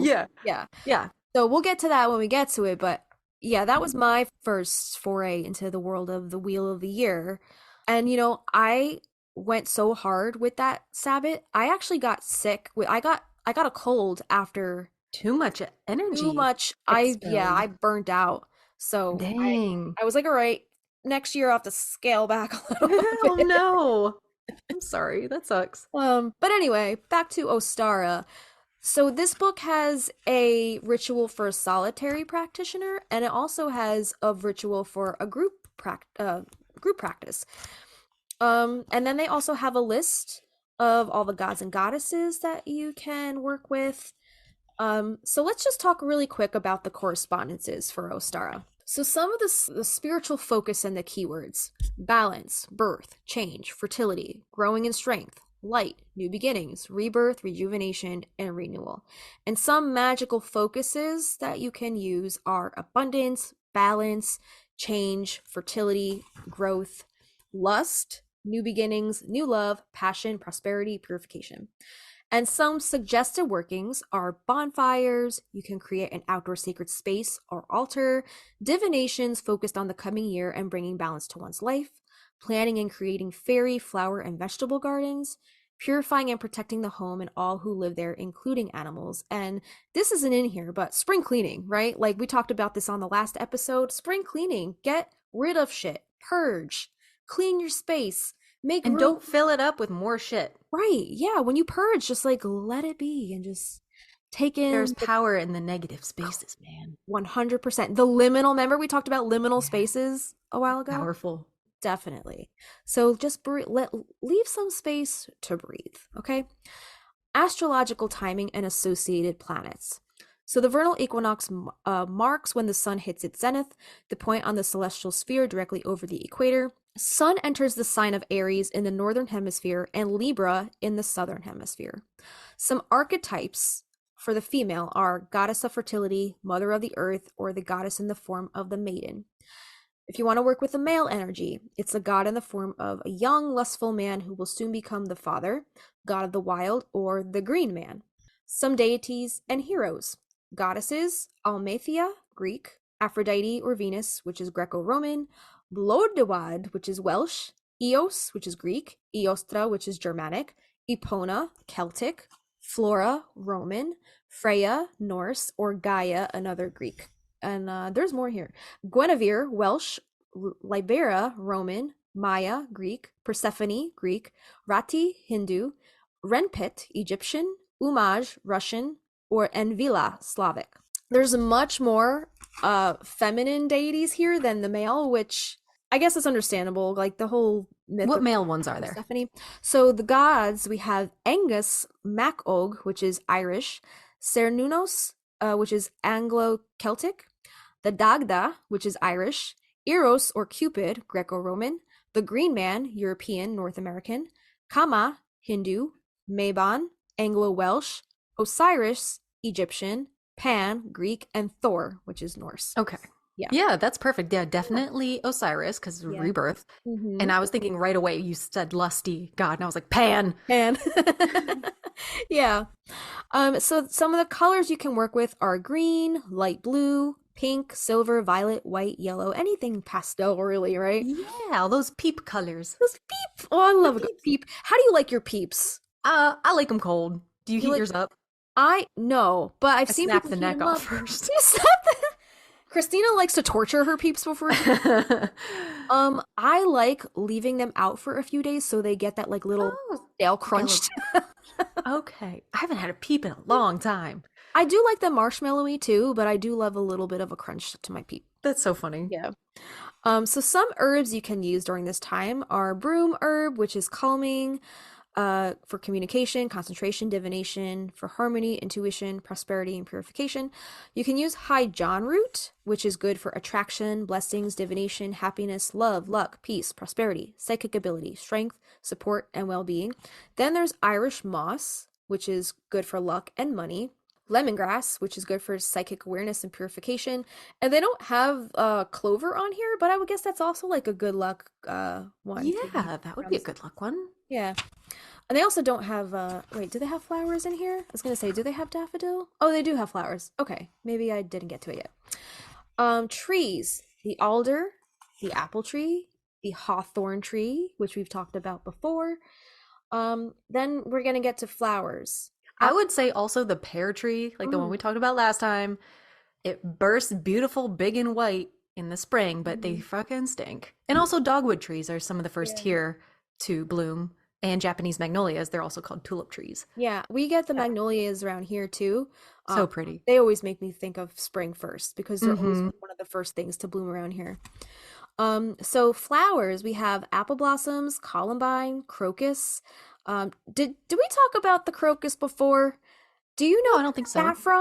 Saffron, the spice comes from their stamens of the crocus flower. I know there's a specific variety you can buy seeds for. I was like, is it that easy to grow your own saffron? Yeah, I guess I don't know if you just can just grow crocuses and pick the saffron, but saffron's fucking expensive, right? It is. Grow it yourself. So grow your own crocuses. Yeah. Daffodils are on this list, which that's Jet's favorite flower. Daisies, honeysuckles, jasmine, jonquils, lilac, narcissus, orange blossoms, my orange blossoms don't grow until like closer to Beltane. Like early May. Okay. Yeah. But it's also a mock orange blossom that I have, so I don't know if it's different than the actual orange blossom. Primrose, I love me some primrose. I think they're so pretty. Rose, tulips, and violets. Also, I don't see on here, but pansies are also great in the springtime too because they don't like heat.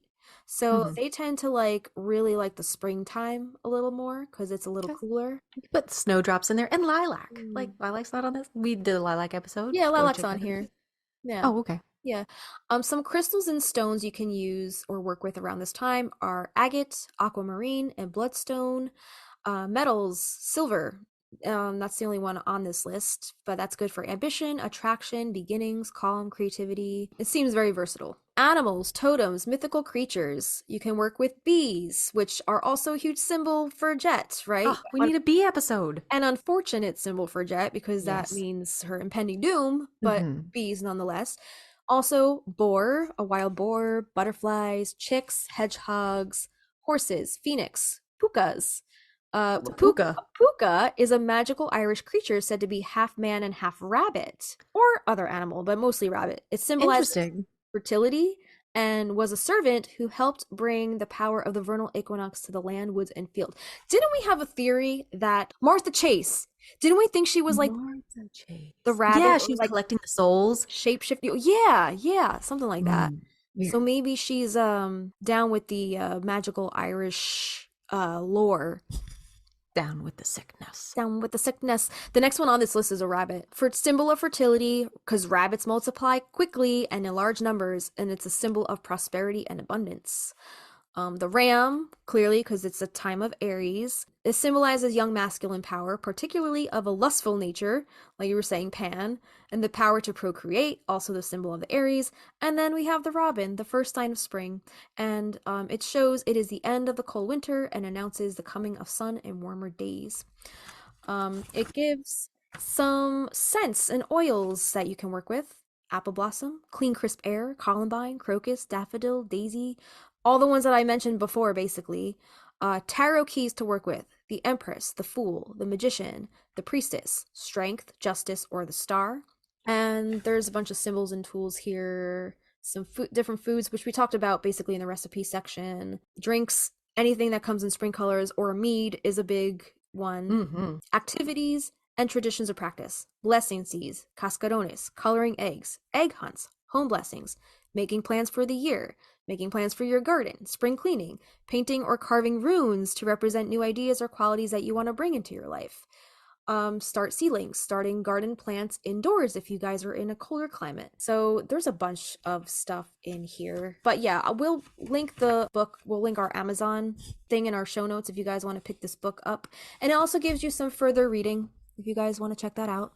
Very cool. There's other books linked here that I guess they use as their reference points. These are great. They're quick little reference guides and quick, like if you want to do a recipe or a craft project, it's good to just flip through this and do something in here to get you in the spirit of the season. I just like their like advertising marketing, how it's all put together. Each book is like a different color, but they're all, it's definitely like a series. It looks so nice just all together on a shelf.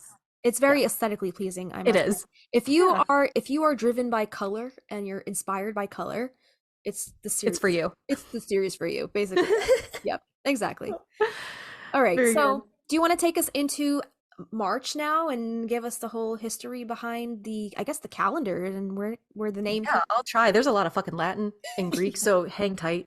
So March, as we know, is the third month of the year in both the Julian and Gregorian calendars, and it's always 31 days. Mm-hmm. The name March comes from Martinus, the first month in the earliest Roman calendar. It was named after Mars, the Roman god of war, and an ancestor of the Roman people through his sons Romulus and Remus. His month, Martinus, is the beginning of the season of warfare, and the festivals held in his honor during the month are mirrored by others in October, when the season for these activities came to a close. Martinus remained the first month of the Roman calendar year, perhaps as late as 153 BC. And several religious observations in the first half of the month were originally New Year's celebrations. Even in late antiquity, Roman mosaic pictures the month sometimes still placed March 1st. Ancient Roman observances celebrated in March include Agonia Martial, celebrated on March 1st, March 14th, and March 17th, Matronalia, celebrated on March 1st, Junonalia, celebrated on March 7th, Equiria, celebrated on March 14th, Mamoralia, celebrated on either March 14th or March 15th, Hilaria on March 15th, and then through March 22nd to 28th, Argai, celebrated on March 16th to the 17th, Liberalia, Bacchanalia, celebrated March 17th, Quinquatria, celebrated March 19th through the 23rd, and, Tubilistrium, celebrated March 23rd. And these dates do not correspond to the modern Gregorian calendar. So there's a lot of different observances. I don't know. It's March seems like a crazy time for the Romans. Yeah. And then I guess in Finland also the month is called Maliskuu, which is believed to originate from Malenkuu. The latter meaning earthly month and May refer to the appearance of, quote, earth from under winter's snow. In Ukrainian, the month is called Brezhen, meaning birch tree, or Brezhen in Czech. Historical names for March include the Saxon Lent Monat, named after the March equinox, and gradual lengthening of days, and the eventual namesake of Lent. Saxons also called March Red Monat or Hereth Manath.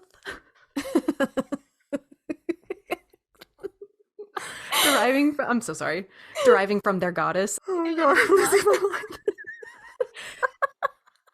In Slovene or Slovenia, the traditional name is Sušek, meaning the month when the earth becomes dry enough so that it's possible to cultivate it. The name first written in 1466 in the Skofja Loka manuscript. In Turkish, the word Mart is given after the name of Mars, like the god. The March birthstones are aquamarine and bloodstone. These stones symbolize courage. Its birth flower is the daffodil, and the zodiac's Pisces until approximately the 20th, and Aries from approximately the 21st onward. My brother-in-law's birthday is March 21st, and my husband's is March 23rd. So they're like, oh wow, boom. That's funny because February is nuts for me. So I have Molly's is the 23rd and Avi's is the 25th. Oh wow, yeah, like back to back. And my friend Jen's is today. So like, wow, so you got a many lot of February- Pisces. You got a lot of Pisces rolling around here. And also Aquarius, because my cousin's birthday is the 8th and Veronica's birthday is also the 8th. So there's like so many February birthdays. It's crazy. Wow. I'm broke. I'm broke. Everybody's got Sorry. gifts, but I'm fucking broke. Yeah, so the point where the sun crosses the celestial equator northward is called first point of Aries. However, due to the precession of the equinoxes, this point is no longer in the constellation Aries, but rather in Pisces. By the year 2600, it will be in Aquarius.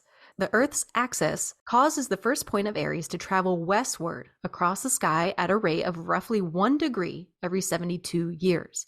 Wow. Based on the modern constellation boundaries, the northward equinox passed from Taurus into Aries in the year 1865, 1866 BC. So this passed into Pisces in the year 67 to 68 BC, or will pass into Aquarius in the year 2597. Jesus. And it will pass into Capricorn in the year 4312. So Wow. it's shifting. That is bananas. I didn't know that. I didn't know that. Like, I guess so zodiac signs are going to be different for people depending on the time you're living in. Yeah, seems like it. So this is apparent movements of the sun. And it says, in its apparent motion, on the day of an equinox, the sun's disk crosses the Earth's horizon directly to the east at sunrise, and again, some 12 hours later, directly to the west at sunset. The March equinox, like all equinoxes, is characterized by having an almost equal amount of daylight and night across most latitudes on Earth. Due to the refraction of light rays in the Earth's atmosphere, the sun will be visible above the horizon even when its disk is completely below the limb of the Earth. Additionally, when seen from the Earth, the sun is a bright disk in the sky and not just a point of light. Thus, sunrise and sunset can be said to start several minutes before the sun's geometric center even crosses the horizon, and extends equally long after. These conditions produce differentials of actual durations of light and darkness at various locations on Earth during the equinox. This is most notable at more extreme latitudes, where the sun may be seen to travel sideways considerably during the morning and evening, drawing out the transition from day to night. At the North and South poles, the sun appears to move steadily around the horizon, and just above the horizon, neither rising nor setting apart from a slight change in declination of about 0.39 degrees per day as the equinox passes. So science. Ooh. Lots of science. Yeah. The Babylonian calendar began with the first new moon after the March equinox, the day after the return of the Sumerian goddess Inanna, later known as Ishtar, from the underworld in the Akitu ceremony, with parades through Ishtar Gate to the Iana temple and the ritual reenactment of the marriage to Tammuz, or Sumerian Dumuzi. The Persian calendar begins each year at the northwest equinox, observationally determined at Tehran. The Indian national calendar starts the year on the day next to the vernal equinox on March 22nd or March 21st in leap years, with a 30-day month or 31 days in leap years. Then has 5 months of 31 days followed by 6 months of 30 days. That sounds confusing as fuck. That's real fucking confusing. Glad we don't abide by that calendar. Mm-hmm. The Julian calendar. The Julian calendar reform lengthened 7 months and replaced the intercalary month with an intercalary day to be added every 4 years to February. So basically, I guess that's the leap year. Is that the one that we follow? Yeah. It was based on the length for the year of 365 days and 6 hours, while the mean tropical year is about 11 minutes and 15 seconds less than that. This had the effect of adding about 3/4 of an hour every 4 years. The effect accumulated from inception in 45 BC until the 16th century, when the northern vernal equinox fell on March 10th or 11th. I feel like they made that really complicated. Yeah. But we had this past February was a leap year, wasn't it? It was. Yep. Yeah. So the date in 1452 was March 11th. 1152, I guess that's the Julian calendar. In 2547, it will be March 20th. I guess we'll follow the Gregorian science. So Western Christendom. In Western Christendom, the March equinox is one of the factors used to determine the date of Easter. However, the Gregorian reform of the calendar declared March 21st to be the date for the ecclesiastical equinox, and it is this fixed date, rather than the date of the actual astronomical event, that is used for the Easter date calculation. Also, check out our Blood on the Moon episode. That's where we right. dove kind of headfirst into this subject. The Rapture. The Rapture. Go check that out. What episode? What was that? Number 17? Episode 17, guys. Go listen to that one. We talk a little bit more about Easter and how they determine all that stuff. So commemorations. Bas relief in Persepolis, a symbol of Iranian Nowruz, a bull symbolizing the earth, and lion symbolizing the sun, are in eternal combat, are now equal in power on the equinox. Isn't that kind of like the Green Man and the Holly Man? Yeah, the Holly King and the Oak King, right? Of pagan lore. Chichen Itza during the spring equinox. Kukulkan, the famous descent of the snake. So I guess that's just how some different other cultures, I guess, celebrate the equinox, or some symbols. Like a visual representation of that time. Yeah.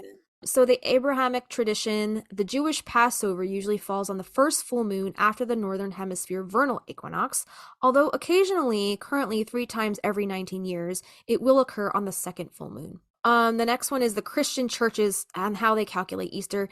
It's the first Sunday after the first full moon, on or after the March equinox, and the official church definition for the equinox is March 21st. The Eastern Orthodox churches use the older Julian calendar, while the Western churches use the Gregorian calendar. And the Western full moons currently fall 4, 5, or 35 days before the Eastern ones. Wow. The result is that the 2 Easters generally fall on different days, but they sometimes coincide. The earliest possible Western Eastern Easter date in any year is March 22nd on each calendar. The latest possible Western Easter date in any year is April 25th. I don't care what any Catholic Christian says. That shit is witchcraft. Oh, 100%. They're abiding by the moon? I'm sorry. The northward equinox marks the first day of various calendars, including the Iranian calendar. The ancient Iranian people's New Year's festival of Nowruz can be celebrated on March 20th or 21st. According to the ancient Persian mythology, Jamshid, the mythological king of Persia, ascended to the throne on this day, and each year this is commemorated with festivities for 2 weeks. Along with Iranian peoples, it is also a holiday celebrated by Turkic people, North Caucasus, and in Albania. It is also a holiday for Zoroastrians, adherents of the Baha'i faith, and Nizari Ismaili Muslims, irrespective of ethnicity. In many Arab countries, Mother's Day is celebrated on the northward equinox. Sham el-Nasim is a modern celebration, which is claimed by some to have been celebrated in ancient Egypt, but with little evidence. It is one of the public holidays in Egypt. It is assumed by some that sometime during Egypt's Christian period, the date moved to Easter Monday, but before then it coincided with the vernal equinox. According to the sidereal solar calendar, celebrations which originally coincided with the March equinox now take place throughout South Asia and parts of Southeast Asia on the day when the sun enters sidereal Aries, generally around April 14th. In Cambodia, the Angkor Wat equinox is a solar phenomenon which dates back to the reign of Suryavarman II. In East Asia, the traditional East Asian calendars divide a year into 24 solar terms. In Japan, the vernal equinox day is an official national holiday and is spent visiting family graves and holding family reunions. Higan is a Buddhist holiday exclusively celebrated by Japanese sects during both the spring and autumnal equinox. And we have a couple more here in Europe. The equinox at the site of Pizzovento, the Fonticelli Fantina in Sicily.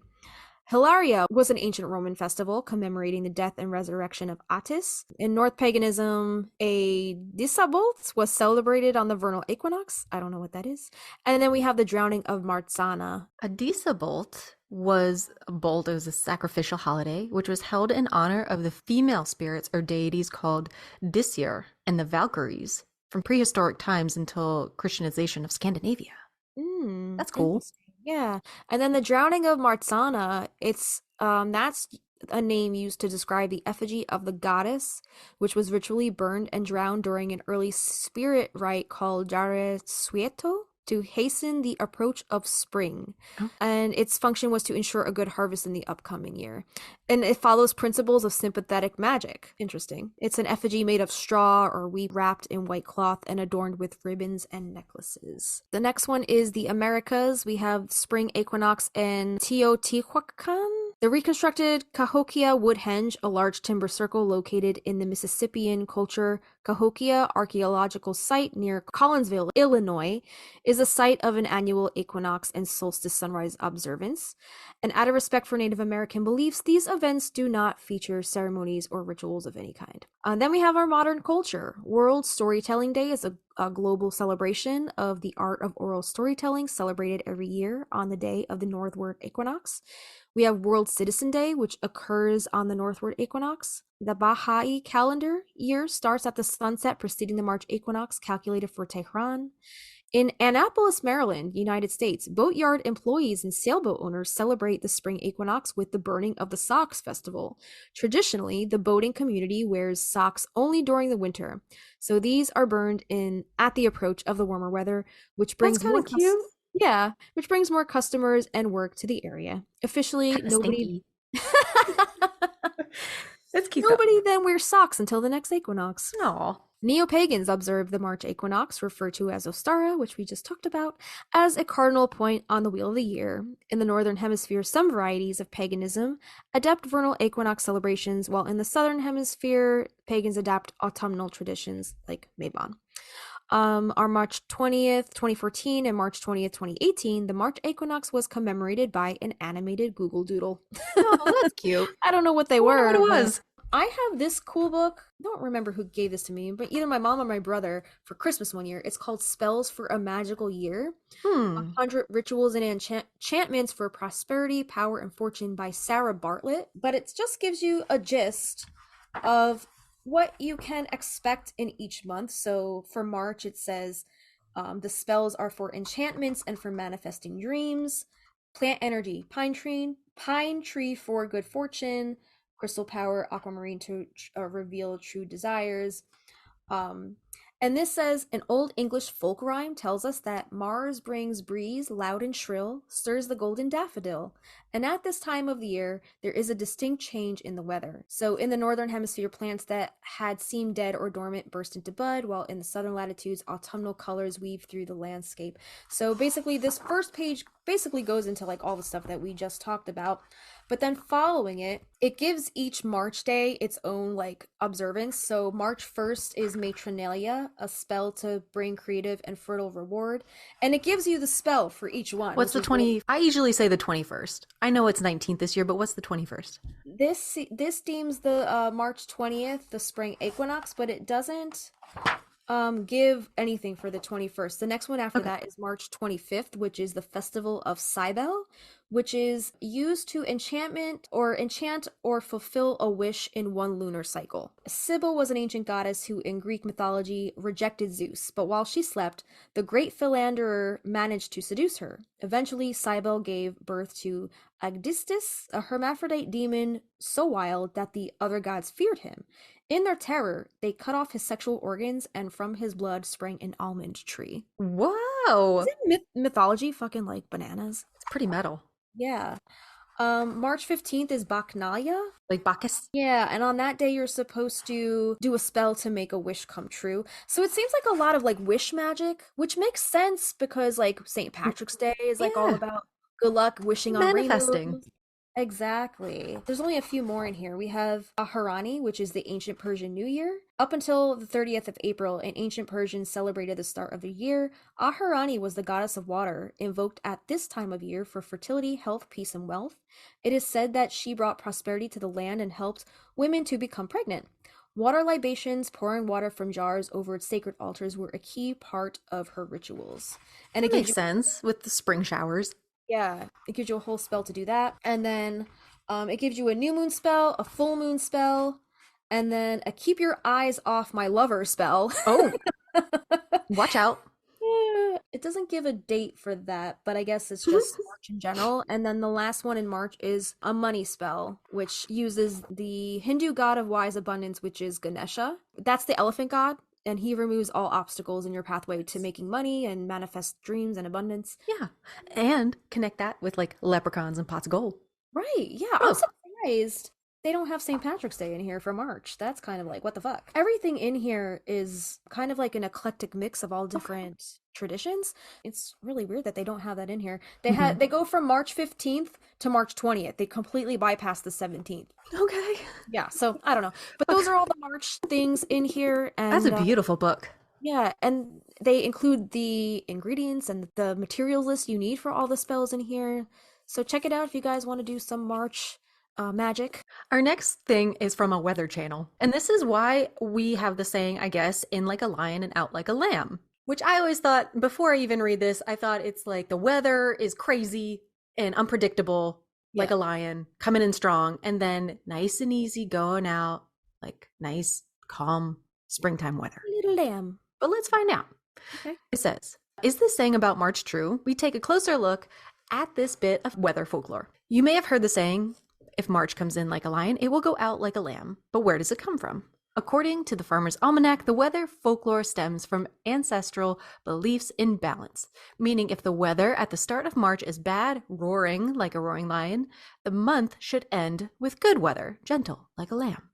The Paris Review outlines a few origin theories for the March folklore, including an astronomical connection. In March, the Leo zodiac is the rising sign. When we reach April, it's the ram, because a ram is a grown-up lamb. Another theory gives the saying in a biblical origin, says Jesus' first appearance was as the sacrificial lamb, but he will return as the Lion of Judah, hence those symbolic animals. The Guardian writes, this may also stem from the Easter holiday, which lands between late March and into April. The Farmer's Almanac highlights other March-related weather folklore, like as it rains in March, so it rains in June. I've never heard that one. Yeah. And so another one is, so many mists in March you see, so many frosts in May will be. Oh no. Uh-oh. The ancestral beliefs, a little bit more about that and balance. Those people often believed that bad spirits could affect the weather adversely. So they were cautious as to what they did or didn't do in certain situations.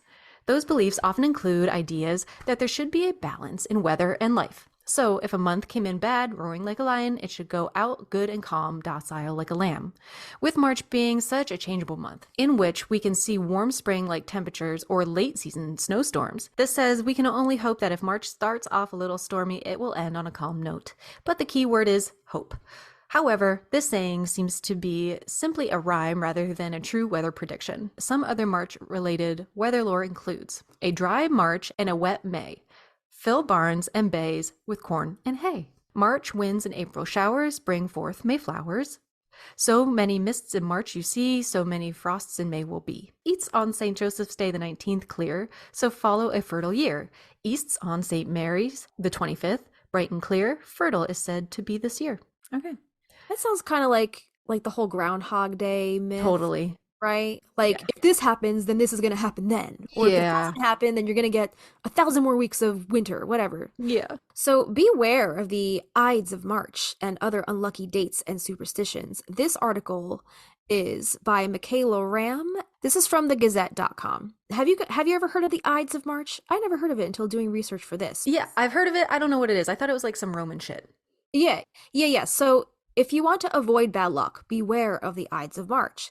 The Ides of March is the 74th day in the Roman calendar, corresponding to March 15th. So the date was certainly unlucky for Julius Caesar, who was assassinated in front of the Roman Senate on March 15th. That's it. Okay. William Shakespeare dramatized the event in his play about Caesar with the famous quote, "Beware of the Ides of March." Since then, March 15th, the middle or Ides of the month, is considered an unlucky date for people who believe in superstitions. Other unfortunate incidents over the years have helped cement that date as unlucky, forever placing it as a day of misfortune, which I think is interesting, like because of what Alice? The 21st. Yeah. So March 21st is the most unlucky day of the year, according to Alice Hoffman. However, AuntOflo.com begs to differ. March 21st, Auntie Flo says, is the day of the lucky. Individuals born on March 21st are designed to reach the highest positions, and once they reach there, they know how to keep that position. Until when they realize how ambitious they are, they will often feel inexplicably frustrated. People born on March 21st have strong individuality, are used to leading, but they also have a pleasure-loving side that can dominate them if they lose control. The more evolved of these people are able to balance the two sides of their personality. However, most of them oscillate between relaxation and a feeling of tension and are not able to reach a middle state between the two. Sooner or later, their desire to lead will emerge. If they manage to reach the top in the field that they choose, they will hardly give up this position. No interest, poor health, old age, or dissatisfaction will be convincing enough to make them quit. They will give up their competitive spirit only because of their loving side of pleasure. Most natives are not made to be leaders in the long run because they are not sufficiently authoritative and tough. The most suitable areas where they can make a career are those involving politics and well-defined hierarchical structure. Natives of March 21st have a certain air of VIP and thus attract the attention of others, both at work and in society. They become a kind of model for others. They know how to approach people and are very persuasive when sharing their opinions or making suggestions. Those that occupy important positions in society are popular people knowing how to integrate themselves in any social environment. Active and passionate by nature, they display an undeniable sexual attraction. True sweeping hearts, they can hurt others because they are too careful when it would be better to give up or break up. However, friends and partners of March 21st, natives are, I guess by them saying native, I guess they're meaning people born on that day. Yeah. That's what I'm guessing. Okay. So March 21st natives are glad to have known them because they enrich the lives of those nearby. Natives of March 21st are not used to mix their private and public life. They usually have a home and a refuge where access is allowed only to certain people. Perhaps the biggest problem of these people is their indecision regarding their purpose and desires in life. So when taking a decision in this respect, they will be like a firework. From time to time, they will come and go. Some tips: trust yourself and what you can do. Beware of the tendency to float adrift. Act with a well-established goal in mind. If you were born on the 21st of March, then this year you will focus on solving difficult creative issues. Keep plugging if your ideas are shot down. Be determined to find a solution, as the current obstacles are temporary. You are known to be ruled by day number 21 if you are born on the 21st of this month.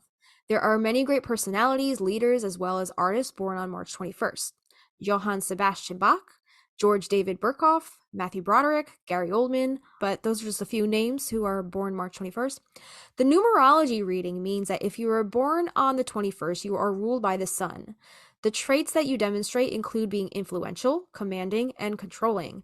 This is all positive as they enhance your character. You are an honest, outspoken, and bold person.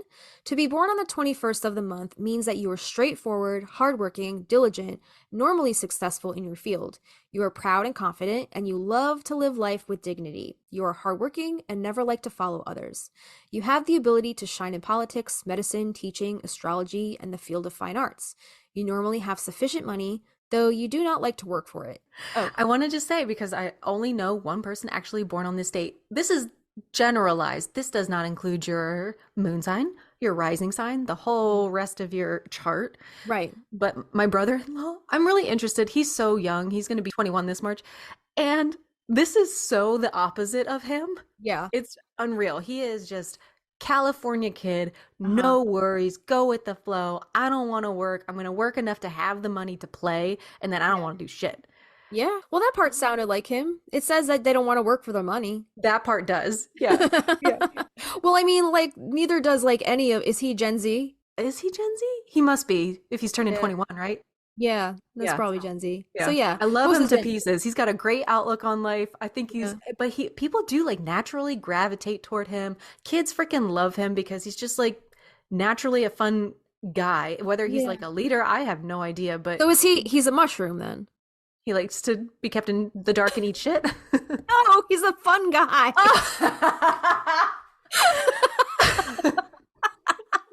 That one went right over your head. This kid will dunk hot dogs into one of those jars of nacho cheese, and Okay. that's his weekly meal. It's like girl dinner. I love it. I'm like, he can buy all the nacho cheese for the I house. love girl dinner. Anyway, All right. it's just interesting to see people evolve and Yeah. that what this person's outlook, I guess, on 21st babies are. Right, right. I'm seeing some of this in Franny, right? Because Franny was a 21st birthday. Oh, that's true. I wasn't even thinking Right? about her.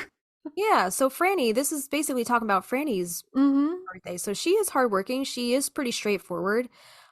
She doesn't like being involved in treachery, cheating, or deceit. Like she gives it to you straight, right? Yeah. This Her seems episode like was 12. yeah. So go check out her character analysis if you guys want to go listen to episode 12, season 1. Yeah, she's straightforward, hardworking. Yeah, totally. Yep. This is Franny to a T, I feel like, for sure. The downfall of somebody born on this day is that sometimes you become proud and arrogant, thus annoying people around you and generating enemies.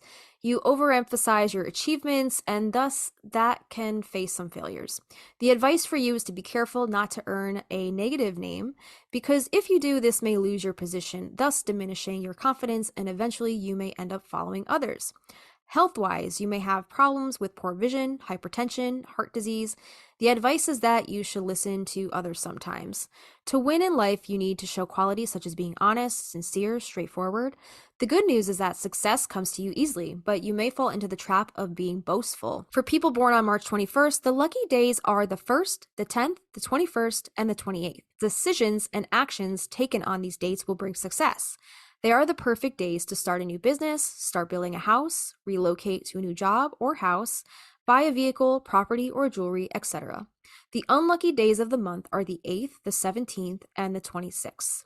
There is more chance of failure on these days. Action may lead to waste of money, efforts, and you may lose your reputation. Ruby is your most suited gem. You can also wear a yellow sapphire and topaz.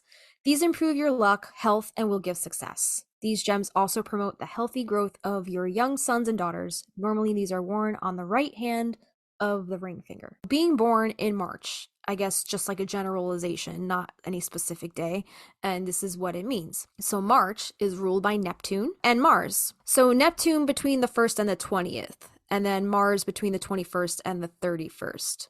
So being a child of Neptune, it means that you will live in a dream world and do not show your real face to the world. And this is mostly because your inner world is rich enough to keep you busy.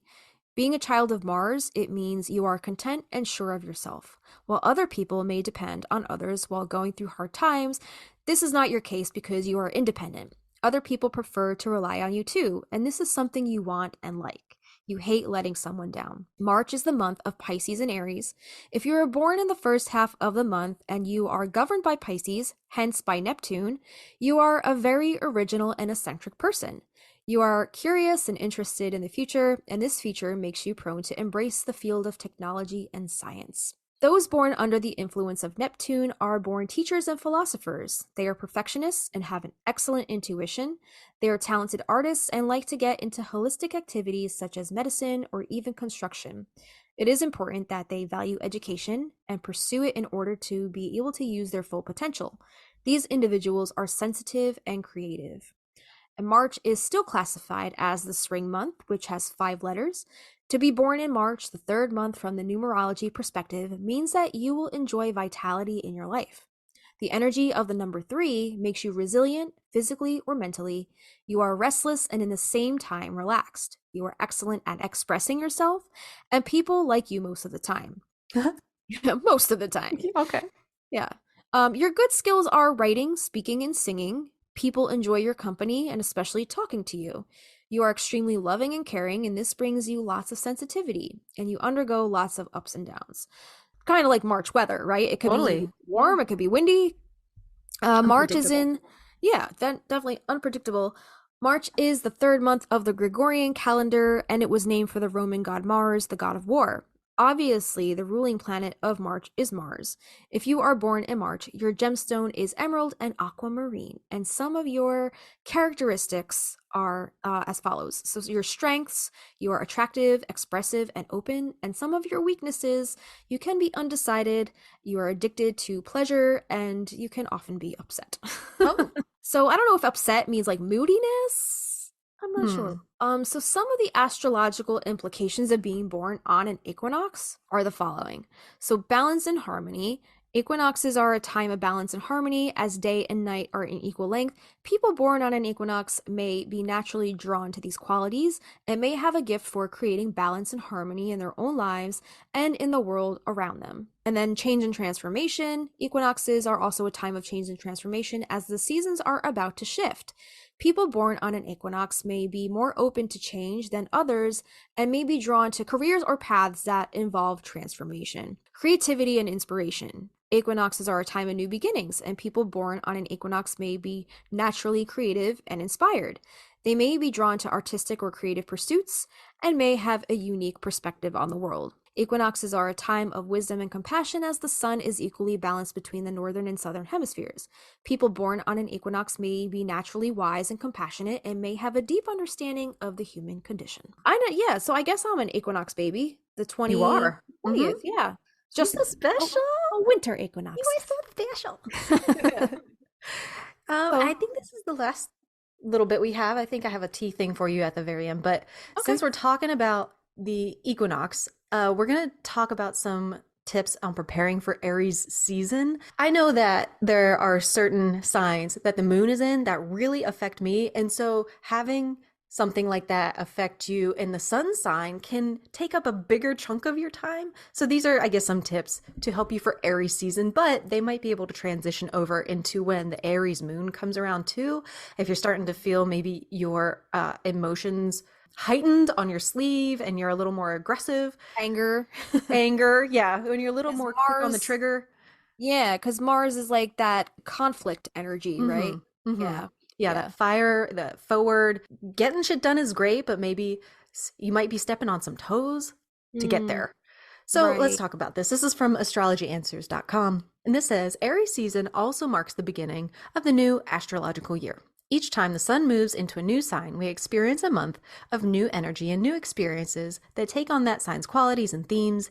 It can also be a subtle energy shift, but as you learn more about astrology, you'll become a master of understanding and taking advantages of these energies. This says we're moving into the dreamy, whimsical energy of Pisces. When Justina and I are recording this, we're in Pisces, right?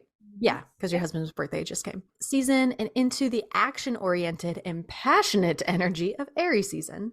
And it's a time to get excited and let your creative juices flow. Aries is a fire sign along with Leo and Sagittarius, which means, what did we say? We were saying that Aries is like a fire, Leo is like a bonfire, and Sagittarius is like a Molotov cocktail.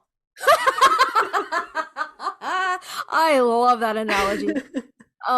Yeah, I could see that. Yeah. As far as like productivity or like personality wise, because personality, Leos are pretty big too. I don't know.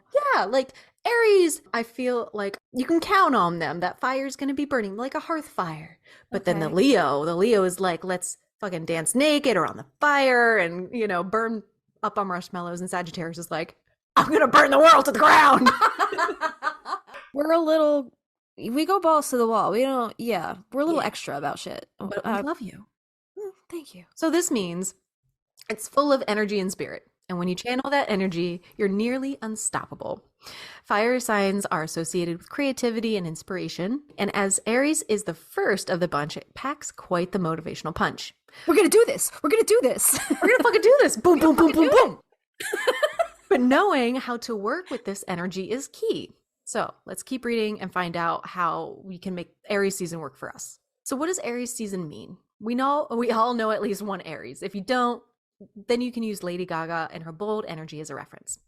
Think of how that energy presents, how it makes you feel. Warm and friendly, impulsive, creative, and maybe a bit irritable at times. Okay, maybe even quite a bit irritable at times. let me just say, okay, I don't really know many Aries women. I So don't either. I'm sure the dynamic is different because female and male energy completely different, but all the Aries all the Aries I know have been men, Yeah. and all the Aries men that I have known I have struggled with conflict with. Really? Okay. Yeah. I Interesting. tend to butt heads with the Aries man. I tend to butt heads with a Cancer man. Yeah. Yeah. My ex-husband was an Aries, and so was Aaron. Those are the only, I don't know any female Aries, but Lady Gaga, I guess, You could know be what a, I think it is? I think, first of all, the female versus male power dynamic, and me being a Sagittarius, naturally, like, I have a big personality. I can have a commanding personality. Like, I'm a very type A. So, me up against a man that is trying to maintain power over a female, like, no, fuck you. No, fuck you. So I guess it's the fire against fire, number one, but then Mhm. also the male dominance trying to dominate my male feminine, if that makes any sense. Yeah, I think so. You I think know? you're very straightforward about what you want. And Yeah. I, as a very sensitive person, have learned over the year that it's not personal. It's just Yeah. your way of presenting this is my idea and like fuck you. Oh my God. Did you see the Instagram story that I posted yesterday? Okay, so you know that I want to redo the kitchen, right? Yeah. So I brought this up to Avi the other night. By the way, we got in a huge fucking fight over this. Oh no. Yeah, before he agreed to anything, but then he like came back the next day and he was like, "I'm sorry. Let's talk about it Right. now." Okay, I Just remember that. he was stressed with work stuff. Okay? So I just like wanted to bring up this new idea to him in the middle of all his work shit, and he's like stressed about work shit to begin with, and I'm like, I guess I kind of blindsided him, but I wasn't doing that to stress you out. I was just Yeah. genuinely excited about my new idea. Yeah. But then we talked about, yeah, that. The deeds. I would need to get this house. And I will take you with me. I am, and in that moment, I saw that cap cut, and I was like, shit, That's I me. am dealing a deeds. If you don't let me get this house. I Perfect. will go crazy. What does she say? I will go insane, and I will take you with me. Yeah, that was me trying to bring up a new idea to my husband. Yeah. So that's me So- when I try to Yes. bring new ideas to somebody. I may come off a little extra and a little bossy, but it's only because I'm excited about the idea and I have a whole picture in my head, Mhm. and I don't want it to like go like because somebody's like, no, we can't do that. Like, you know? I understand. Yeah, and I Yeah. always try to we try to compromise, find a good middle. But yeah, I'm like at first I'm like, don't cry. She's not being mean. She's just a Sagittarius. I apologize for my Sagittariusness. Oh no, you're fine. I know I can be I mean just- too. It's all I good. have good ideas, and I You want to do. see them happen because Sagittarians don't do red tape. No, we see an idea and we want it done yesterday. Yeah, I feel you. Yeah. Anyway. But as Aries, Sag, Leo, they're all Mhm. powerhouses for energy. Most of it good, some of it chaotic and aggressive. So it says this sign has Aries. This sign has warrior energy that is unparalleled by the rest of the zodiac. After all, it is ruled by Mars, the planet of passion, ambition, and will, and sometimes that will is strong and even assertive, perhaps even combative. But that strength also comes in handy during Aries season because this is one of the most motivated and persuasive and passion-provoking times of the year. If you're in the northern hemisphere, this season coincides with the first signs of spring, adding fuel to the creative fire. Ideas are blossoming, flowers are beginning to bloom, and the sunshine encourages getting outside and making things happen. Aries is a cardinal sign and the sign that makes the best leaders and always knows how to find success in life. Theirs is the constant motivation and drive that guides them throughout life, and Aries is particularly driven as a fire cardinal sign. This is a raw force that is nearly impossible to contain, but with practice, we can guide it in our favor. So, here are some themes. Aries is symbolized by the ram, who never backs down from a challenge. This means you won't be afraid to go after what you want, nor will you feel shy or reserved when it comes to confrontation. That, again, that's the opposite of my husband. He just, couldn't give a shit. In fact, this would be a good month to focus on meditation, yoga, and crystal healing, morning routines that help you gather and balance your energy. There's a sense of newness and a desire for new beginnings during Aries season due to the connection with springtime and the beginnings of a new astrological year. Not only do you deserve adventure, but you want to try new and exciting things each day. It's a fantastic time to try new approaches or do something that might usually frighten you. Remember, fortune favors the bold. Besides, Aries is quite a charming sign, which means you'll be exuding more charisma and magnetism than ever. How can one refuse your brilliant ideas or perfectly reasonable requests? Other Aries season themes include passion, more energy, more passion. You know that TikTok? No. Oh my God, I'm going to send it to you. Send me that. Enthusiasm, creativity, instincts, drive, assertiveness, motivation, warmth, friendly energy. This isn't a time where you'll feel like taking it easy or daydreaming. You want to make things happen for yourself now. Dream big during Aries season. Your easy to do checklist for Aries season is as follows. Says, while this season will be motivating on its own, it's helpful to know just how to use it. These tips will help you make sure to squeeze every drop of enthusiasm from this transit. Number 1, clear your sacred space, right? Yeah. We just talked about that in our natural cleaning last time. Right. Spring cleaning, yeah. There are a couple of reasons we want to clean out our space and get organized during spring. We want a fresh start that mirrors the new growth outside. And Aries energy is lighting a fire in our spirits. But the idea of, quote, spring cleaning might not seem fun for most. Why not think of it as cleaning your sacred space? You spend enough time in your home that you deserve to feel comfortable and safe within its walls. And that was the card we used. The last episode was called Sacred Space, and that had the Owen's house on it. Yeah. This is a much easier feeling to achieve when your surroundings are free of clutter, whether you're physical or energetic. Break out the sage, rosemary, juniper, whatever you want to use, light some incense and put on an upbeat playlist and start cleaning out that negative energy and unnecessary items you might have collected during the last astrological year. The fresh energy will help you get the fresh start you desire. Number 2, focus on your dreams. You're going to have quite a bit of energy and motivation to work with, but what if you're not sure where to direct it?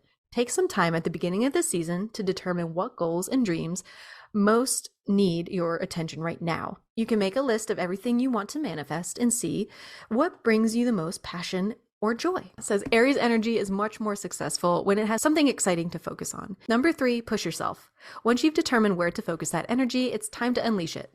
But all this enthusiasm and drive might get muddled if you've built up some bad habits over the past year. Don't worry, we all have.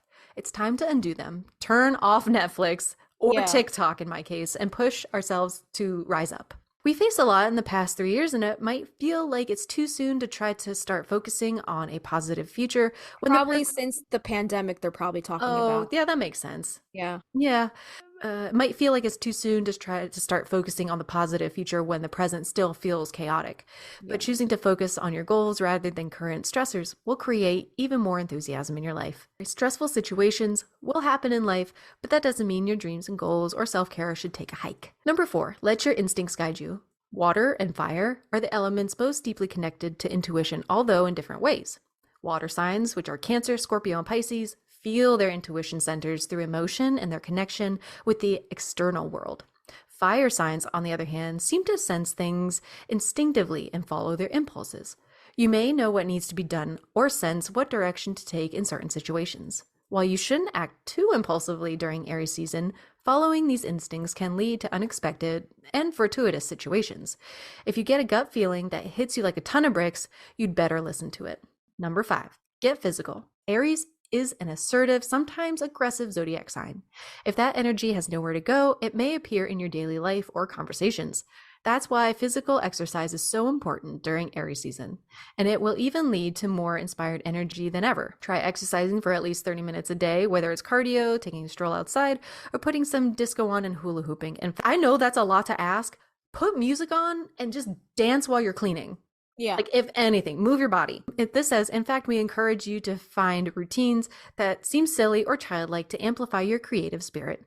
Make sure you release some of that Mars-driven energy, and that will prevent you from becoming explosive later on. Number 6, make the first move. In romance, Aries is quite the Don Juan. This sign doesn't shy away from flirtation, but lavishes it upon the apple of their eye. Have you been harboring a crush lately, too caught up in the fantasy realm of Pisces season to make a move? Well, the time is now. If you're in a relationship currently, it's time to ramp up the adventure factor and focus on activities that excite you both. Sharing these new experiences will help you find new, exciting energy in your relationship or deepen your bond. I recommend go to a sex shop together and feel out the awkwardness.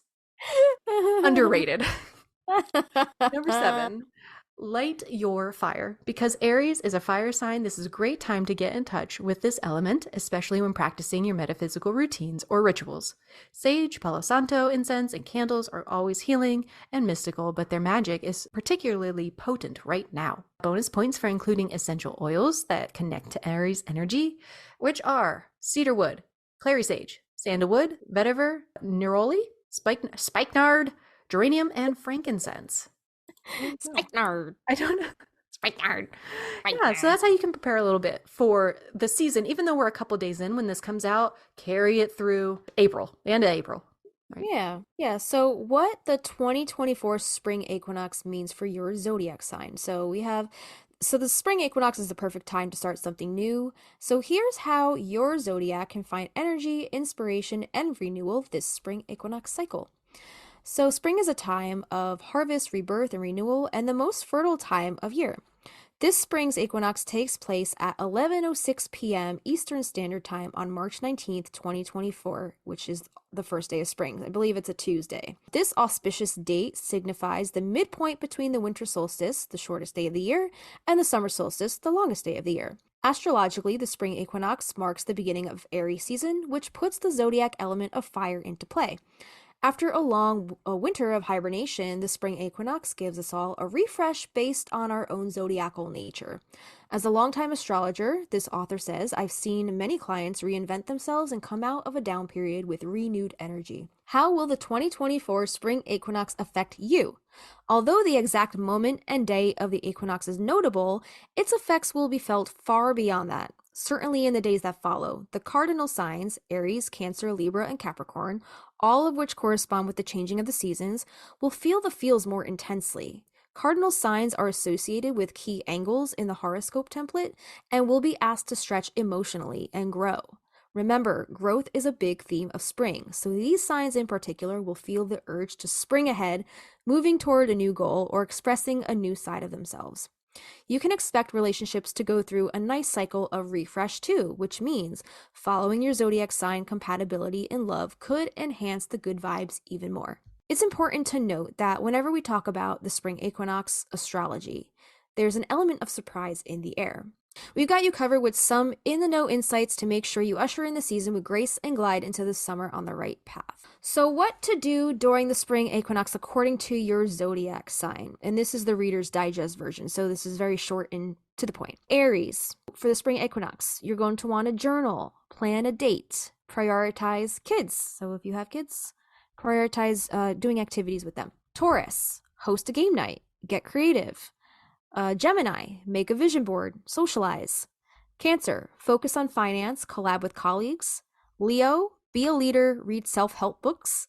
Virgo, meditate, focus on family. Libra, connect with friends, make lists. Scorpio, follow career goals and focus on rest and recuperation.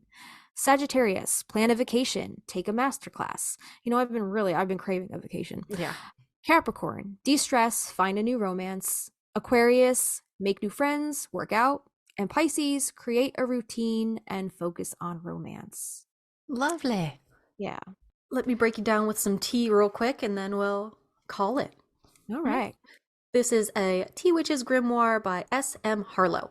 And this is the Ostara Spring Equinox Tea. This says, gather a bundle of long willow withes bound in a large circle with yellow, white, green, and light blue ribbons. Within this bundle, set up a little altar of the same color candles and stones of aquamarine, citrine, and jade. Decorate with painted eggs, flowers, and jars. At the center, place a mixing bowl. Have an oil burner heating an oil blend of lilac, honeysuckle, and jasmine. So this is the tea blend. We're going to use 1 teaspoon of white tea, 1 teaspoon jasmine, 1 teaspoon rose, 2 teaspoons of dried raspberry. And you're going to just put your hands over this blend and chant. Blossoms as nature breathes new life. Fulfill with the life-given light of the new sun. Renew with the awakening spring. Fill the jars with the tea blend, either for yourself or as a gift. Anoint the lids with the oil and place a stone from the altar on top. You may also want to paint symbols of new beginnings onto the jar. Drink with a splash of coconut milk to celebrate the festival of rebirth, where light and day are one. There you go. Cute. That is such a cute book. You sent me that Did I book. send this to you? Oh, you could have done this. Bullshit. Yeah. I forgot you had that one. Yeah, I was reading through this because I had my full moon tea party Sunday night. Yeah, we were reading through the tea for the, what was it, the parsley moon or whatever. What's the full moon of? Yeah, the parsley moon is the full moon of February, which is also technically the snow moon. Cute. According to like the Native Americans on Farmer's Almanac. Cool. But I guess they do go by alternate folk names. So I guess parsley moon is one of those names. So it's noted as parsley moon in this book. Sometimes I consult this when we're in our full moon tea party. One of these days I'll try one of these recipes. I think that's all we have for today, right? Yep. If you'd like to support us on Patreon, here's how you can do so. You can support us for as little as $1 a month. That's our seedling tier, and that gets you access to our patron-only polls where you get to weigh in on what topics you would like us to talk about next.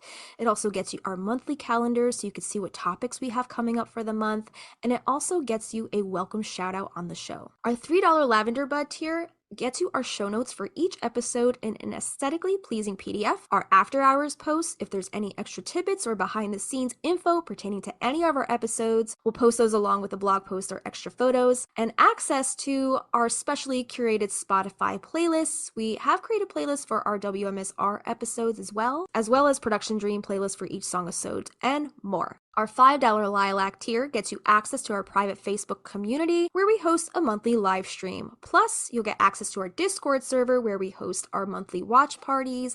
And also on the Discord, you can join in on the discussion with other Magnolia Street neighbors via the various interesting channels and threads. And then here's the $8 Rose tier. This gets you access to extra audio-visual content such as a once-a-month full-length video episode, unlimited bonus videos, uncut footage, cutting room floor footage, bloopers, outtakes, meditations, exclusive interviews, and old home videos from the vault, or spell or ritual videos, and more. It also gets you bonus content to coincide with our song-episodes, such as full-length demo streams of our original Practical Magic inspired music, plus lyric sheets, guitar chords, and original scratch demos, or bonus video performances of our songs and more. Lastly, we have our $15 Wisteria Vine tier. Just like a twisting Wisteria Vine, there's a way for you to stay connected with us, the Stinas. In this tier, we invite you to join our private Marco Polo video messaging app. The app is totally free for both Android and iOS. Sign up with your phone number or email, and we will help you do the rest. This is a great way to chat with each other in a more intimate group setting, face-to-face via video recording. We love to show each other our pets, our gardens, or anything else you'd like to share. And just a reminder that the higher the tier you sign up under, the more rewards you get, because you get all of the rewards of the tiers below it. You can upgrade or downgrade or even cancel at any time. So to support the podcast, head to patreon.com/Magnolia Street Podcast. Yeah, and there are additional ways to support us and our podcast that don't cost you any money. If you do listen on Spotify, please give us a star rating. If you listen to us on Apple Podcasts, please give us a written review. We love sharing those on our Instagram.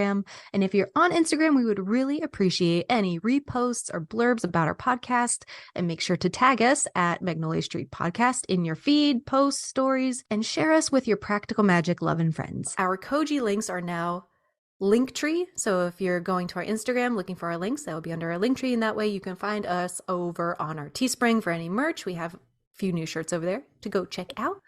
But that is all for today. Every Friday, we have new episodes for you. So come back next week.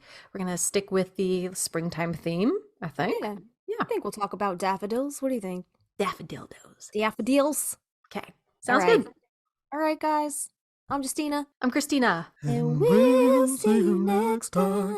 I like how you went share with it.